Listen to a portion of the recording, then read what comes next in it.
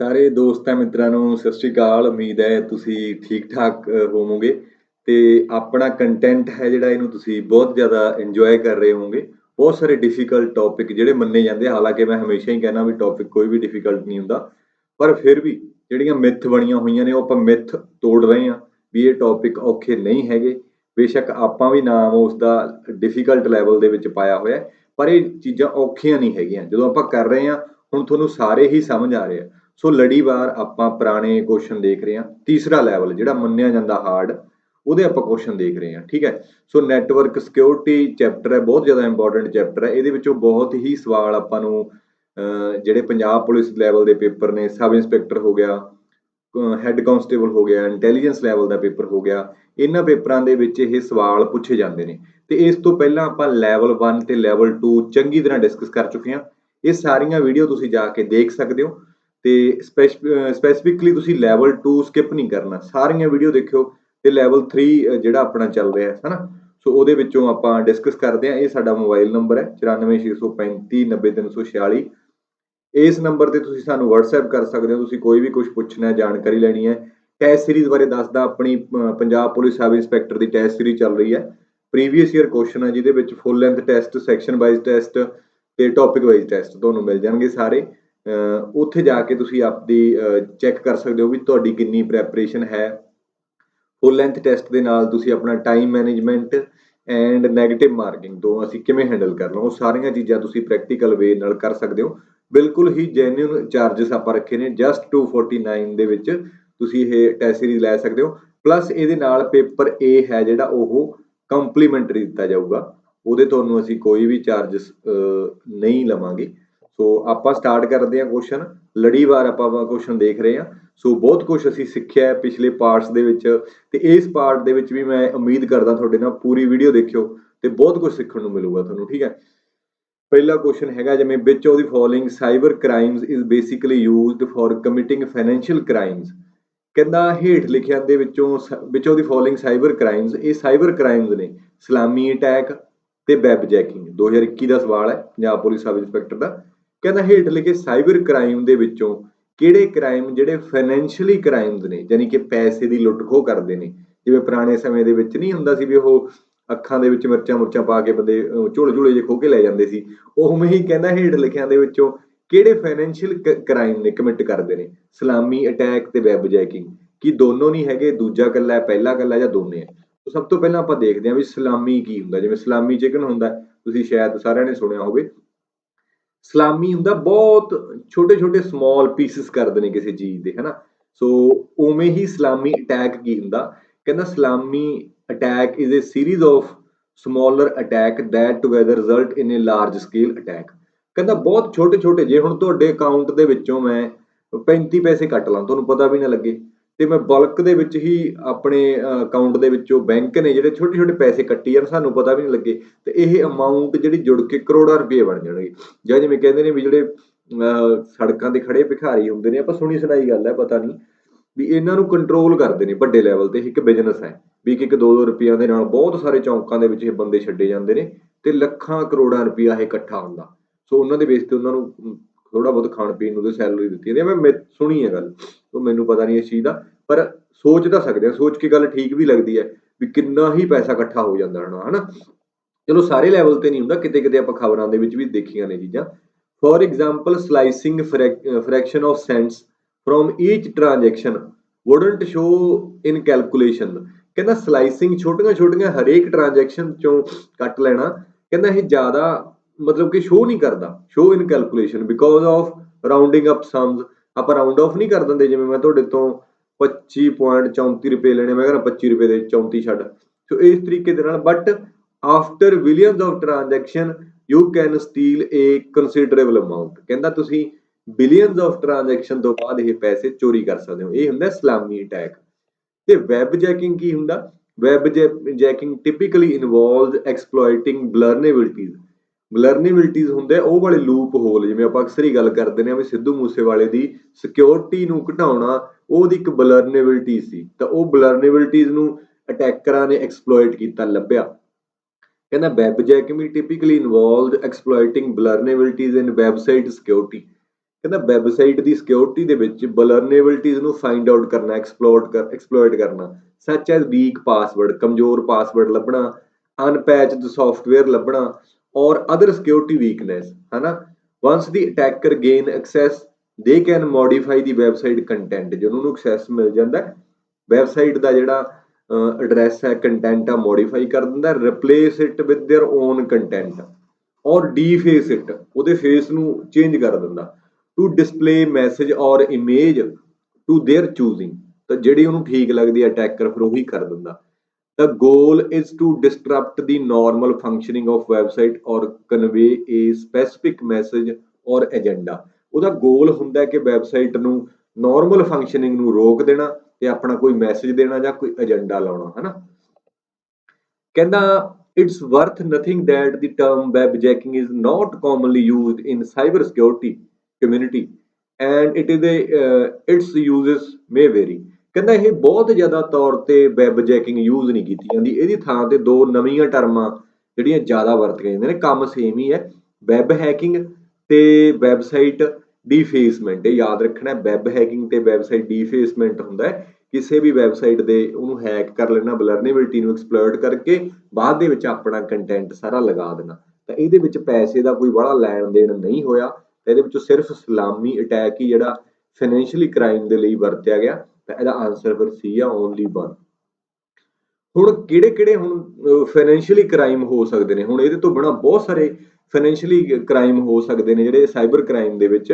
ਪਹਿਲਾ ਹੈ ਫਿਸ਼ਿੰਗ ਹੈ, ਆਇਡੈਂਟੀਟੀ ਥੈਫਟ, ਕਿਸੇ ਦੀ ਚੋਰੀ। ਫਿਸ਼ਿੰਗ ਆਪਾਂ ਪੜ੍ਹ ਚੁੱਕੇ ਹਾਂ ਕੀ ਹੁੰਦਾ, ਯੂਜ਼ਰ ਨੇਮ ਤੇ ਪਾਸਵਰਡ ਚੋਰੀ ਕਰਨੇ, ਕਾਰਡ ਸਕੀਮਿੰਗ ਕਰ ਲੈਣੀ, ਆਨਲਾਈਨ ਬੈਂਕ ਫਰਾਡ ਹੋ ਜਾਣਾ, ਰੈਂਸਮਵੇਅਰ, ਕੋਈ ਮਨੀ ਪੈਸੇ ਮੰਗ ਲੈਣ, ਡਿਮਾਂਡ ਕਰ ਲੈਣੀ, ਮੈਂ ਬਹੁਤ ਵਾਰੀ ਦੱਸਿਆ। ਬਿਜ਼ਨਸ ਈਮੇਲ ਕੰਪਰੋਮਾਈਜ਼, ਕਿਸੇ ਬੰਦੇ ਦੀ ਬਿਜ਼ਨਸ ਈਮੇਲ ਆ ਉਹਨੂੰ ਕੰਪਰੋਮਾਈਜ਼ ਕਰ ਲੈਣਾ, ਕਿਉਂਕਿ ਸਾਰੇ ਅਕਾਊਂਟ ਵਗੈਰਾ ਉਹ ਬਿਜ਼ਨਸ ਈਮੇਲ ਦੇ ਨਾਲ ਹੀ ਅਟੈਚ ਹੁੰਦੇ ਨੇ। 2 ਸਟੈਪ ਵੈਰੀਫਿਕੇਸ਼ਨ ਵੀ ਉਸੇ ਦੇ ਨਾਲ ਹੀ ਹੁੰਦੀ ਹੈ, ਤਾਂ ਈਮੇਲ ਦੇ ਵਿੱਚੋਂ ਬਹੁਤ ਸਾਰਾ ਤੁਹਾਡਾ ਜਿਹੜਾ ਹੈ ਡੇਟਾ ਚੋਰੀ ਹੋ ਸਕਦਾ ਹੈ, ਪੈਸੇ ਵਗੈਰਾ ਚੋਰੀ ਹੋ ਸਕਦੇ ਨੇ। ਇਨਵੈਸਟਮੈਂਟ ਸਕੈਮ, ਮਨੀ ਲਾਂਡਰਿੰਗ ਹੋ ਗਿਆ, ਸਲਾਮੀ ਅਟੈਕ ਹੋ ਗਿਆ ਤੇ ਏਟੀਐਮ ਜੈਕਪੋਟਿੰਗ ਹੋ ਗਿਆ, ਇਹ ਸਾਰੇ ਹੀ ਜਿਹੜੇ ਨੇ ਫਾਈਨੈਂਸ਼ੀਅਲੀ ਕਮਿਟਿੰਗ ਕ੍ਰਾਈਮ ਦੇ ਵਿੱਚ ਆਉਂਦੇ ਨੇ। ਤਾਂ ਕੱਲਾ ਥੋੜਾ ਦੱਸ ਦੇਣਾ, ਬਾਹਲੀ ਜ਼ਿਆਦਾ ਲੋੜ ਨਹੀਂ ਮੈਨੂੰ ਲੱਗਦਾ, ਕਿਉਂਕਿ ਨਾਮ ਹੀ ਪੁੱਛੇ ਨੇ। ਸਾਈਬਰ ਕ੍ਰਿਮੀਨਲਸ ਕ੍ਰੀਏਟ, ਕੁਛ ਸਮਾਂ ਵੀ ਹੈ ਨਹੀਂਗਾ, ਟਾਈਮ ਵੀ ਥੋੜਾ ਦਾ, ਮੈਂ ਜ਼ਿਆਦਾ ਡਿਟੇਲ ਦੇ ਵਿੱਚ ਨਹੀਂ ਜਾਣਾ ਚਾਹੁੰਦਾ। ਅਦਰਵਾਈਜ਼ ਤਾਂ ਜਿਵੇਂ ਆਪਣੇ ਸੁਭਾਅ ਦੇ ਹਿਸਾਬ ਨਾਲ ਤਾਂ ਇਹੀ ਹੈ ਵੀ ਆਪਾਂ ਕਹਿੰਦਾ ਵੀ ਗਰਦ ਠਾ ਦਿੰਦੇ ਆ, ਵੀ ਨੇਰੀਆਂ ਹੀ ਠਾ ਦਿੰਦੇ ਆ, ਹਨਾ, ਕਿਉਂਕਿ ਵਧੀਆ ਲੱਗਦਾ ਇਹ ਨੇਰੀਆਂ ਠਾਉਣੀਆਂ। ਹੁਣ ਜ਼ਿਆਦਾਤਰ ਇੱਥੇ ਇਹੀ ਹੈ ਵੀ ਆਪਾਂ ਡਿਟੇਲ ਦੇ ਵਿੱਚ ਉਸ ਇਨਫੋਰਮੇਸ਼ਨ ਨੂੰ ਪੜਾਂਗੇ ਤਾਂ ਸਾਨੂੰ ਦਿੱਕਤ ਨਹੀਂ ਆਉਂਦੀ, ਕਨਸੈਪਟ ਪੂਰੀ ਤਰੀਕੇ ਨਾਲ ਸਾਡਾ ਗ੍ਰਿਪ ਬਣ ਜਾਂਦੀ ਹੈ ਕਿਸੇ ਚੀਜ਼ ਤੇ, ਫਿਰ ਸਾਨੂੰ ਖੁਸ਼ੀ ਮਹਿਸੂਸ ਹੁੰਦੀ ਹੈ ਵੀ ਹਾਂ ਵੀ ਹੁਣ ਚੱਕ ਦਾਂਗੇ ਫੱਟੇ, ਹੁਣ ਚਾਹੇ ਜੋ ਮਰਜ਼ੀ ਹੋ ਜੇ, ਹੁਣ ਤਾਂ ਕਹਿੰਦੇ ਵੀ ਕੁੱਤੀਆਂ ਕੰਨਾਂ ਦੀ ਚੜਾਈ ਦੇਵਾਂਗੇ, ਹਨਾ। ਤਾਂ ਫਿਸ਼ਿੰਗ ਪੜ੍ਹਦੇ ਆਪਾਂ, cyber criminals create deceptive emails, message or website to trick individual into revealing their financial information. ਕਹਿੰਦਾ ਸਾਈਬਰ ਕ੍ਰਿਮੀਨਲਸ ਹੁੰਦੇ ਨੇ ਡਿਸੈਪਟਿਵ, ਧੋਖਾ, ਡਿਸੀਵ ਤੋਂ ਹੀ ਨਾ, deceptive emails, message or website to trick individual, ਕਿਸੇ ਬੰਦੇ ਨੂੰ ਟ੍ਰਿਕ ਕਰਨ ਦੇ ਲਈ ਇਹ ਈਮੇਲ, ਵੈਬਸਾਈਟ ਜਾਂ ਮੈਸੇਜ ਭੇਜਦੇ ਨੇ, into revealing their financial information, ਉਹਦੀ ਫਾਈਨੈਂਸ਼ੀਅਲ ਇਨਫੋਰਮੇਸ਼ਨ ਨੂੰ ਰਿਵੀਲ ਕਰਨ ਦੇ ਲਈ, such as user name, password and credit details. ਇਹ ਸਾਰੀਆਂ ਚੀਜ਼ਾਂ ਜਾਣਨ ਦੇ ਲਈ ਹੀ ਇਹ ਅਟੈਕ ਕੀਤਾ ਜਾਂਦਾ। ਫਿਸ਼ਿੰਗ, ਆਇਡੈਂਟੀਟੀ ਥੈਫਟ, ਆਇਡੈਂਟੀਟੀ ਦੇ ਵਿੱਚ ਇਹ ਪਰਸਨਲ ਇਨਫੋਰਮੇਸ਼ਨ ਯਾਨੀ ਕਿ SSN number, social security number, ਚਲੋ ਆਪਣੇ ਇੰਨਾ ਯੂਜ਼ ਨਹੀਂ ਕੀਤਾ ਜਾਂਦਾ, EMPLOYE ਲਈ ਯੂਜ਼ ਕੀਤਾ ਜਾਂਦਾ ਨਾ, credit card, bank account information ਚੋਰੀ ਕਰ ਲੈਣੀਆਂ, ਆਇਡੈਂਟੀਟੀ ਥੈਫਟ ਦੇ ਵਿੱਚ ਆਉਂਦਾ ਹੈ। ਫਿਰ ਆ ਗਿਆ card ਸਕੀਮਿੰਗ, illegal device or techniques are used to steal credit or debit card information at ATMs। ਕਹਿੰਦਾ ATM ਤੇ ਫੇਕ ਕਾਰਡ ਵਗੈਰਾ ਯੂਜ਼ ਕਰ ਲੈਣੇ, ਪੁਆਇੰਟ ਆਫ ਸੇਲ ਟਰਮੀਨਲਸ ਔਰ gas pumps. The stolen card data is then used for unauthorized purchase or withdrawals। illegal device or techniques are used to steal credit card। ਕਿਸੇ ਵੀ ਤਰੀਕੇ ਦੇ ਨਾਲ illegal device ਜਾਂ techniques, card ਵਗੈਰਾ ਚੋਰੀ ਕਰ ਲੈਣੇ, ਫਿਰ ਉਹਨਾਂ ਕਾਰਡ ਦੇ ਵਿੱਚੋਂ ਸੇਲ ਕਰਨੀ, ਹਨਾ। ਸੋ ਦੇਖਣ ਦੇ ਵਿੱਚ ਸਾਨੂੰ ਇਹ ਲੱਗਦਾ ਵੀ ਕਾਰਡ ਚੋਰੀ ਕਰਕੇ ਕਿਹੜਾ ਅਸੀਂ ਇਹ ਕੰਮ ਕਰ ਸਕਦੇ ਹਾਂ, ਉਹ ਪੂਰੀ ਪ੍ਰੋਸੈਸ ਹੁੰਦੀ ਹੈ। ਅਟੈਕ ਕਿਵੇਂ ਕੰਮ ਕਰਦਾ, ਕੀ ਕੀ ਚੀਜ਼ਾਂ ਨੇ, ਉਹ ਸਾਰੀ ਜ਼ਿਆਦਾ ਡਿਟੇਲ ਆ। ਹੁਣ ਕੱਲਾ ਕਾਰਡ, ਮੇਰਾ ਕਾਰਡ ਤੁਸੀਂ ਚੱਕ ਲਓ, ਤੁਸੀਂ ਪੈਸੇ ਥੋੜੀ ਕਢਾ ਲਓਗੇ, ਤਾਂ ਉਸ ਇਕੱਲੇ ਕਾਰਡ ਨਾਲ ਕੁਝ ਨਹੀਂ ਬਣਦਾ, ਸਾਰੀ ਡਿਟੇਲ ਹੁੰਦੀ ਹੈ। ਤਾਂ ਆਪਾਂ ਨੂੰ ਲੋੜ ਹੀ ਨਹੀਂ ਪੜ੍ਹਨ ਦੀ ਵੀ ਇਹ ਕਿਵੇਂ ਕੰਮ ਕਰਦਾ, ਬਸ ਨਾਮ ਹੀ ਸਫੀਸ਼ੀਐਂਟ ਹੈ ਵੀ ਕਾਰਡ ਸਕੀਮਿੰਗ ਹੁੰਦਾ ਹੈ ਵੀ ਪੁਰਾਣੇ ਕਿਸੇ ਦੇ ਕਾਰਡ ਲੈ ਲੈਣੇ, ਪੂਰੀ ਜਾਣਕਾਰੀ ਲੈ ਲੈਣੀ, ਉਸ ਤੋਂ ਬਾਅਦ ਉਹਦੇ ਬੰਦੇ ਦੇ ਪੈਸੇ ਚੋਰੀ ਕਰ ਲੈਣੇ। ਇਹ ਫਾਈਨੈਂਸ਼ੀਅਲੀ ਕ੍ਰਾਈਮ ਆ, ਸਾਈਬਰ ਕ੍ਰਾਈਮ ਦਾ। ਆਨਲਾਈਨ ਬੈਂਕਿੰਗ ਫਰਾਡ, ਉਹਦੇ ਵਿੱਚ ਮਾਲਵੇਅਰ ਆਪਾਂ ਪੜ੍ਹੇ ਆ, ਕੀ ਲੌਗਰ ਹੋ ਗਏ ਜਿਹੜੇ ਤੁਹਾਡੀ ਜਦੋਂ ਤੁਸੀਂ ਪਾਸਵਰਡ ਭਰਦੇ ਆ, ਆਪਾਂ ਤਾਂ ਹੀ ਕਹਿੰਦੇ ਆ ਵੀ ਕੈਫੇ ਦੇ ਵਿੱਚ ਜਿਹੜਾ ਹੈ ਯੂਜ਼ਰ ਨੇਮ ਤੇ ਪਾਸਵਰਡ ਭਰਨ ਵਾਸਤੇ ਕੀਬੋਰਡ ਨਹੀਂ ਵਰਤਣਾ ਚਾਹੀਦਾ। ਉੱਥੇ ਕੀ ਲੌਗਰ ਲੱਗੇ ਹੁੰਦੇ ਨੇ ਜਿਹੜਾ ਹਰੇਕ ਕੀ ਦਾ ਲੌਗ ਕ੍ਰੀਏਟ ਕਰਦੇ ਨੇ। ਜਿਵੇਂ ਆਪਣੀ ਮੋਬਾਈਲ ਦੇ ਵਿੱਚ ਨਹੀਂ, ਲੌਗ ਦੇ ਵਿੱਚ ਕਾਲਾਂ ਪਈਆਂ ਹੁੰਦੀਆਂ ਵੀ ਕਿਹਨੂੰ ਕਿੰਨੇ ਕਿੰਨੇ ਟਾਈਮ ਤੇ ਕੀਤੀ, ਉਹ ਕੀ ਲੌਗਰ ਹੁੰਦੇ ਨੇ ਜਿਹੜੇ ਉਹ ਲੌਗ ਕ੍ਰੀਏਟ ਕਰਦੇ ਨੇ ਸਾਰੇ ਕੀਬੋਰਡ ਦਾ, ਤੇ ਉਹ ਕੀਬੋਰਡ ਤੋਂ ਹੀ ਫਿਰ ਉਹ ਪੈਟਰਨ ਜਨਰੇਟ ਕੀਤੇ ਜਾਂਦੇ ਨੇ ਵੀ ਇਹ ਬੰਦੇ ਦਾ ਕੀ ਪਾਸਵਰਡ ਹੋ ਸਕਦਾ ਹੈ। ਔਰ ਫਿਸ਼ਿੰਗ ਅਟੈਕ, ਫਿਸ਼ਿੰਗ ਆਪਾਂ ਪਹਿਲਾਂ ਹੀ ਪੜ੍ਹ ਲਿਆ। ਇਸ ਤਰੀਕੇ ਨਾਲ ਆਨਲਾਈਨ ਬੈਂਕਿੰਗ ਫਰਾਡ ਹੁੰਦੇ ਨੇ। ਰੈਂਸਮਵੇਅਰ ਮੈਂ ਤੁਹਾਨੂੰ ਬਹੁਤ ਵਾਰੀ ਦੱਸਿਆ ਵੀ ਤੁਹਾਡੇ ਘਰੇ ਹੀ ਸੋਨਾ ਚੱਕ ਕੇ ਤੁਹਾਡਾ ਹੀ ਲੋਕਰ ਦੇ ਵਿੱਚ ਲੌਕ ਲਗਾ ਕੇ ਅਟੈਕਰ ਕਹਿੰਦਾ ਵੀ ਪੈਸੇ ਦੇ, ਸੋਨਾ ਫੇਰ ਛੱਡੂਗਾ। ਆਪਾਂ ਤਾਂ ਕਹਾਂਗੇ ਨਹੀਂ ਦੇਣੇ ਨਾਲ ਭੰਨ ਲਾਂਗੇ ਲੋਕਰ, ਪਰ ਕੰਪਿਊਟਰ ਦੇ ਵਿੱਚ, ਤੁਹਾਡੇ ਕੰਪਿਊਟਰ ਦੇ ਵਿੱਚ ਤੁਹਾਡਾ ਕੌਨਫੀਡੈਂਸ਼ੀਅਲ ਡੇਟਾ, ਇੰਪੋਰਟੈਂਟ ਇਨਫੋਰਮੇਸ਼ਨ ਨੂੰ ਲੌਕ ਲਗਾ ਕੇ ਕੋਈ ਅਟੈਕਰ ਕਵੇ ਪੈਸੇ ਦੇ, ਅਗਰ ਤੁਹਾਡਾ ਬਹੁਤ ਜ਼ਿਆਦਾ ਇੰਪੋਰਟੈਂਟ ਆ ਤੁਹਾਨੂੰ ਪੈਸੇ ਦੇਣੇ ਪੈਣਗੇ। ਇਹ ਰੈਂਸਮਵੇਅਰ ਅਟੈਕ ਹੋਇਆ ਸੀਗਾ ਏਮਸ ਦੇ ਵਿੱਚ, ਮੈਂ ਤੁਹਾਨੂੰ ਬਹੁਤ ਵਾਰੀ ਦੱਸਿਆ 2000 ਹੁਣੀ 4-5 ਮਹੀਨੇ ਪਹਿਲਾਂ, ਤੇ ਸਰਕਾਰ ਕਹਿੰਦੀ ਵੀ ਅਸੀਂ ਨਹੀਂ ਦਿੰਦੇ ਪੈਸੇ, ਤੇ ਅਸੀਂ ਤਾਂ ਸਾਡੇ ਕੋਲੇ ਆਫਲਾਈਨ ਰਿਕਾਰਡ ਹੈਗਾ, ਅਸੀਂ ਦੁਬਾਰੇ ਚੜਾਤਾ ਉਹਨਾਂ ਨੇ।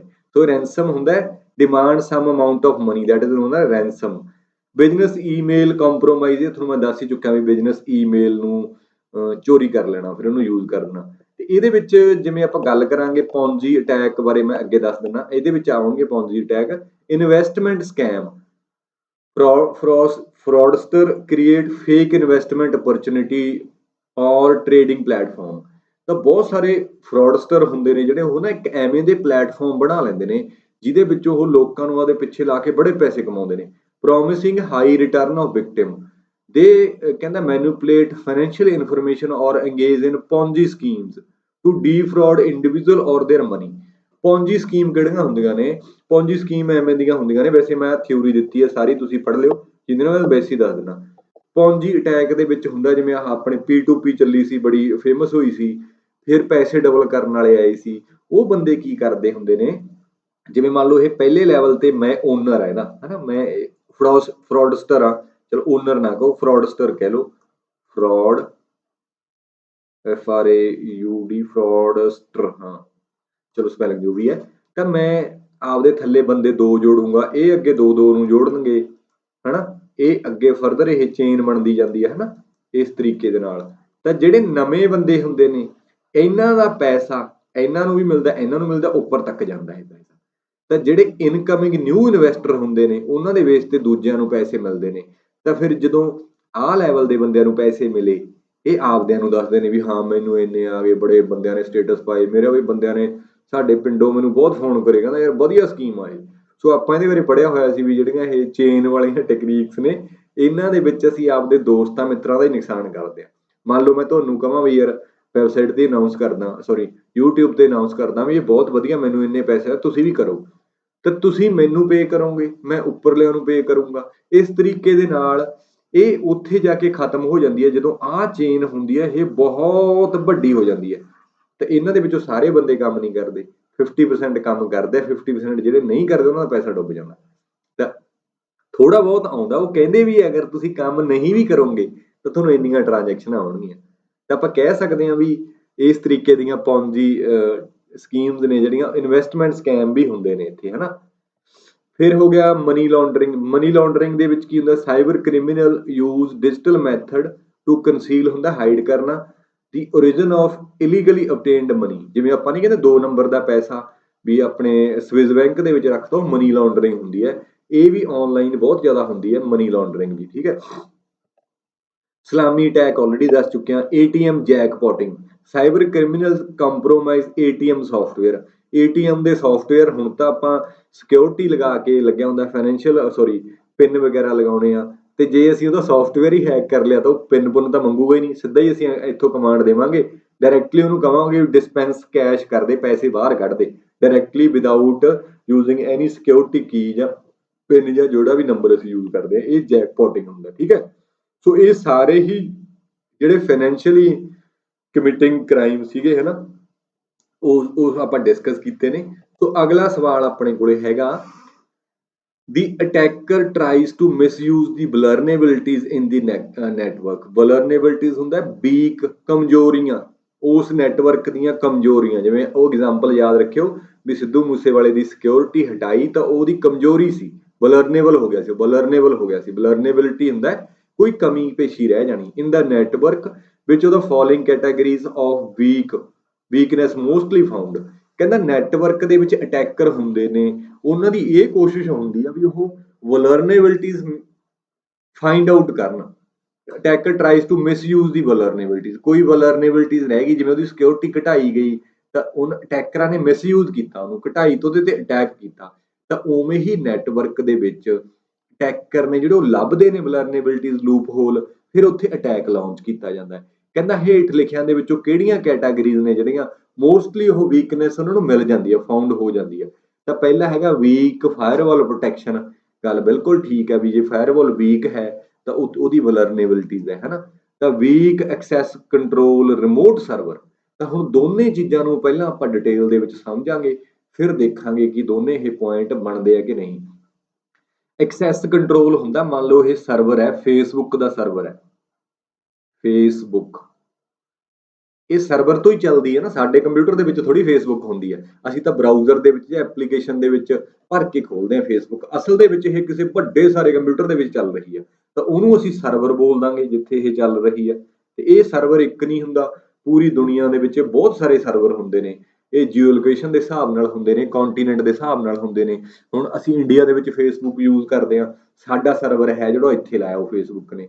ਐਂ ਕਹਿ ਲਓ ਨਾ ਵੀ ਜਿਵੇਂ ਹੁਣ ਆਪਣੇ ਫੋਨ ਬਣਦੇ ਨੇ ਐਪਲ ਦੇ, ਜਾਂ ਆਪਾਂ ਕਹਿ ਲਓ ਵੀ ਇਹਨਾਂ ਦੇ ਸੈਮਸੰਗ ਦੇ ਬਣਦੇ ਨੇ ਹਨਾ, ਜਾਂ MI ਦੇ, ਉਹਨਾਂ ਨੇ ਪੂਰੇ ਇੰਡੀਆ ਦੇ ਵਿੱਚ ਜੇ ਇੱਕੋ ਹੀ ਪਲਾਂਟ ਤੋਂ ਲਿਜਾਣੇ ਨੇ ਤਾਂ ਬੜਾ ਸਮਾਂ ਤੇ ਕਾਸਟ ਲੱਗੂਗੀ।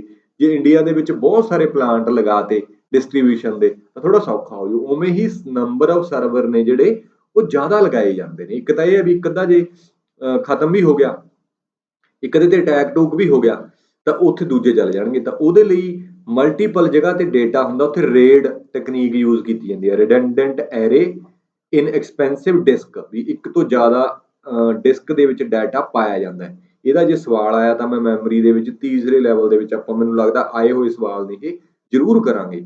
ਤਾਂ ਹੁਣ ਐਕਸੈਸ ਕੰਟਰੋਲ ਹੈ, ਇਹਨੂੰ ਬਹੁਤ ਸਾਰੇ ਹੀ ਸਰਵਰ, ਬਹੁਤ ਸਾਰੇ ਯੂਜ਼ਰ ਐਕਸੈਸ ਕਰਨਗੇ, ਰਿਮੋਟਲੀ ਐਕਸੈਸ ਕਰਨਗੇ ਇਸ ਨੂੰ।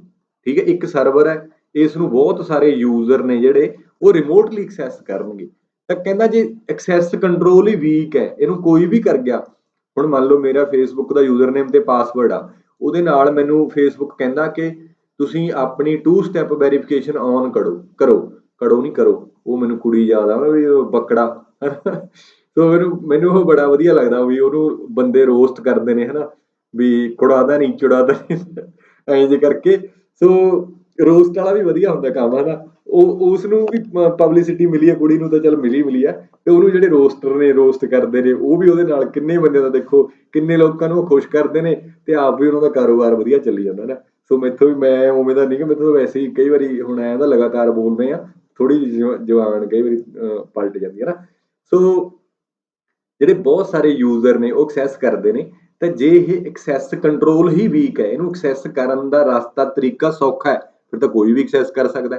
ਤਾਂ ਫਿਰ ਮੈਂ ਚਾਹੁੰਦਾ ਵੀ ਮੇਰਾ ਇਹ ਫੇਸਬੁੱਕ ਹੈ, ਮੈਂ ਇਹਦਾ ਓਨਰ ਆ, ਤਾਂ ਮੈਂ ਚਾਹੂੰਗਾ ਵੀ ਇਹਨੂੰ ਐਕਸੈਸ ਕੰਟਰੋਲ ਇੰਨਾ ਕੁ ਜ਼ਿਆਦਾ ਵਧੀਆ ਹੋਵੇ ਕਿ ਇਹਨੂੰ ਆਮ ਬੰਦਾ ਇਸ ਨੂੰ ਕੋਈ ਬ੍ਰੇਕ ਨਾ ਕਰ ਸਕੇ। ਦੂਜੇ ਲੋਕਾਂ ਦੇ ਪਾਸਵਰਡ ਕੋਈ ਵੀ ਹੈਕ ਕਰਕੇ ਟੈਕਰ ਇਹਨੂੰ ਅਟੈਕ ਕਰ ਲੂਗਾ ਤਾਂ ਫਿਰ ਕੰਮ, ਫਿਰ ਫੇਸਬੁੱਕ ਤੇ ਟਰਸਟ ਕਿਹਨੇ ਕਰਨਾ ਹੈ ਨਾ। ਤਾਂ ਉਹਦਾ ਮੈਨੂੰ ਬਹੁਤ ਸਾਰੀਆਂ ਚੀਜ਼ਾਂ ਦਾ ਧਿਆਨ ਰੱਖਣਾ ਪਊਗਾ ਵੀ ਉਹਦੇ ਕੋਲੇ ਪ੍ਰੋਪਰ ਯੂਜ਼ਰ ਨੇਮ ਤੇ ਪਾਸਵਰਡ ਹੋਵੇ। ਫਿਰ ਮੈਨੂੰ ਰਿਸਟ੍ਰਿਕਸ਼ਨ ਵੀ ਲਾਉਣੀ ਪਊ ਕਿ ਯਾਰ ਤੇਰਾ ਯੂਜ਼ਰ ਨੇਮ ਤੇ ਪਾਸਵਰਡ ਹੈ ਨਾ 8 ਅੱਖਰਾਂ ਤੋਂ ਛੋਟਾ ਨਹੀਂ ਹੋਣਾ ਚਾਹੀਦਾ, ਨਹੀਂ ਤਾਂ ਪਹਿਲਾਂ ਅਸੀਂ 1 2 3 4 ਹੀ ਰੱਖ ਲੈਂਦੇ ਸੀ। ਫਿਰ ਮੈਂ ਉੱਥੇ ਕਹੂੰਗਾ ਵੀ ਕੱਲੇ ਨਾਮ ਤੇ ਨਹੀਂ ਹੋਣਾ ਚਾਹੀਦਾ, ਉਹਦੇ 'ਚ ਲੈਟਰ ਵੀ ਹੋਣੇ ਚਾਹੀਦੇ ਨੇ, ਡਿਜਿਟ ਹੋਣੇ ਚਾਹੀਦੇ ਨੇ, ਸਪੈਸ਼ਲ ਸਿੰਬਲ ਹੋਣੇ ਚਾਹੀਦੇ ਨੇ। ਇਹਨਾਂ ਸਾਰੀਆਂ ਚੀਜ਼ਾਂ ਦਾ ਮੈਂ ਰਿਸਟ੍ਰਿਕਸ਼ਨ ਲਾਉਂਗਾ ਕਿਉਂਕਿ ਫੇਸਬੁੱਕ ਮੇਰੀ ਕੰਪਨੀ ਹੈ। ਤਾਂ ਹੁਣ ਬਹੁਤ ਸਾਰੀਆਂ ਆਨਲਾਈਨ ਜਿਹੜੀਆਂ ਸਾਈਟਾਂ ਨੇ ਉਹ ਰਿਸਟ੍ਰਿਕਸ਼ਨਾਂ ਲਾਉਂਦੀਆਂ ਨੇ। ਤਾਂ ਤੁਸੀਂ ਵੀ ਫਾਰਮ ਭਰਦੇ ਹੋ ਆਨਲਾਈਨ ਪੋਸਟਾਂ ਦੇ, ਤੁਹਾਨੂੰ ਬੜੇ ਗੁੱਸਾ ਚੜਦਾ ਕਈ ਵਾਰੀ ਵੀ ਇਹ ਪਾਸਵਰਡ ਹੀ ਨਹੀਂ ਐਕਸੈਪਟ ਹੋ ਰਿਹਾ, ਵੀ ਇੰਨੀਆਂ ਰਿਸਟ੍ਰਿਕਸ਼ਨਾਂ ਕਿਉਂ ਲਾਈਆਂ ਨੇ।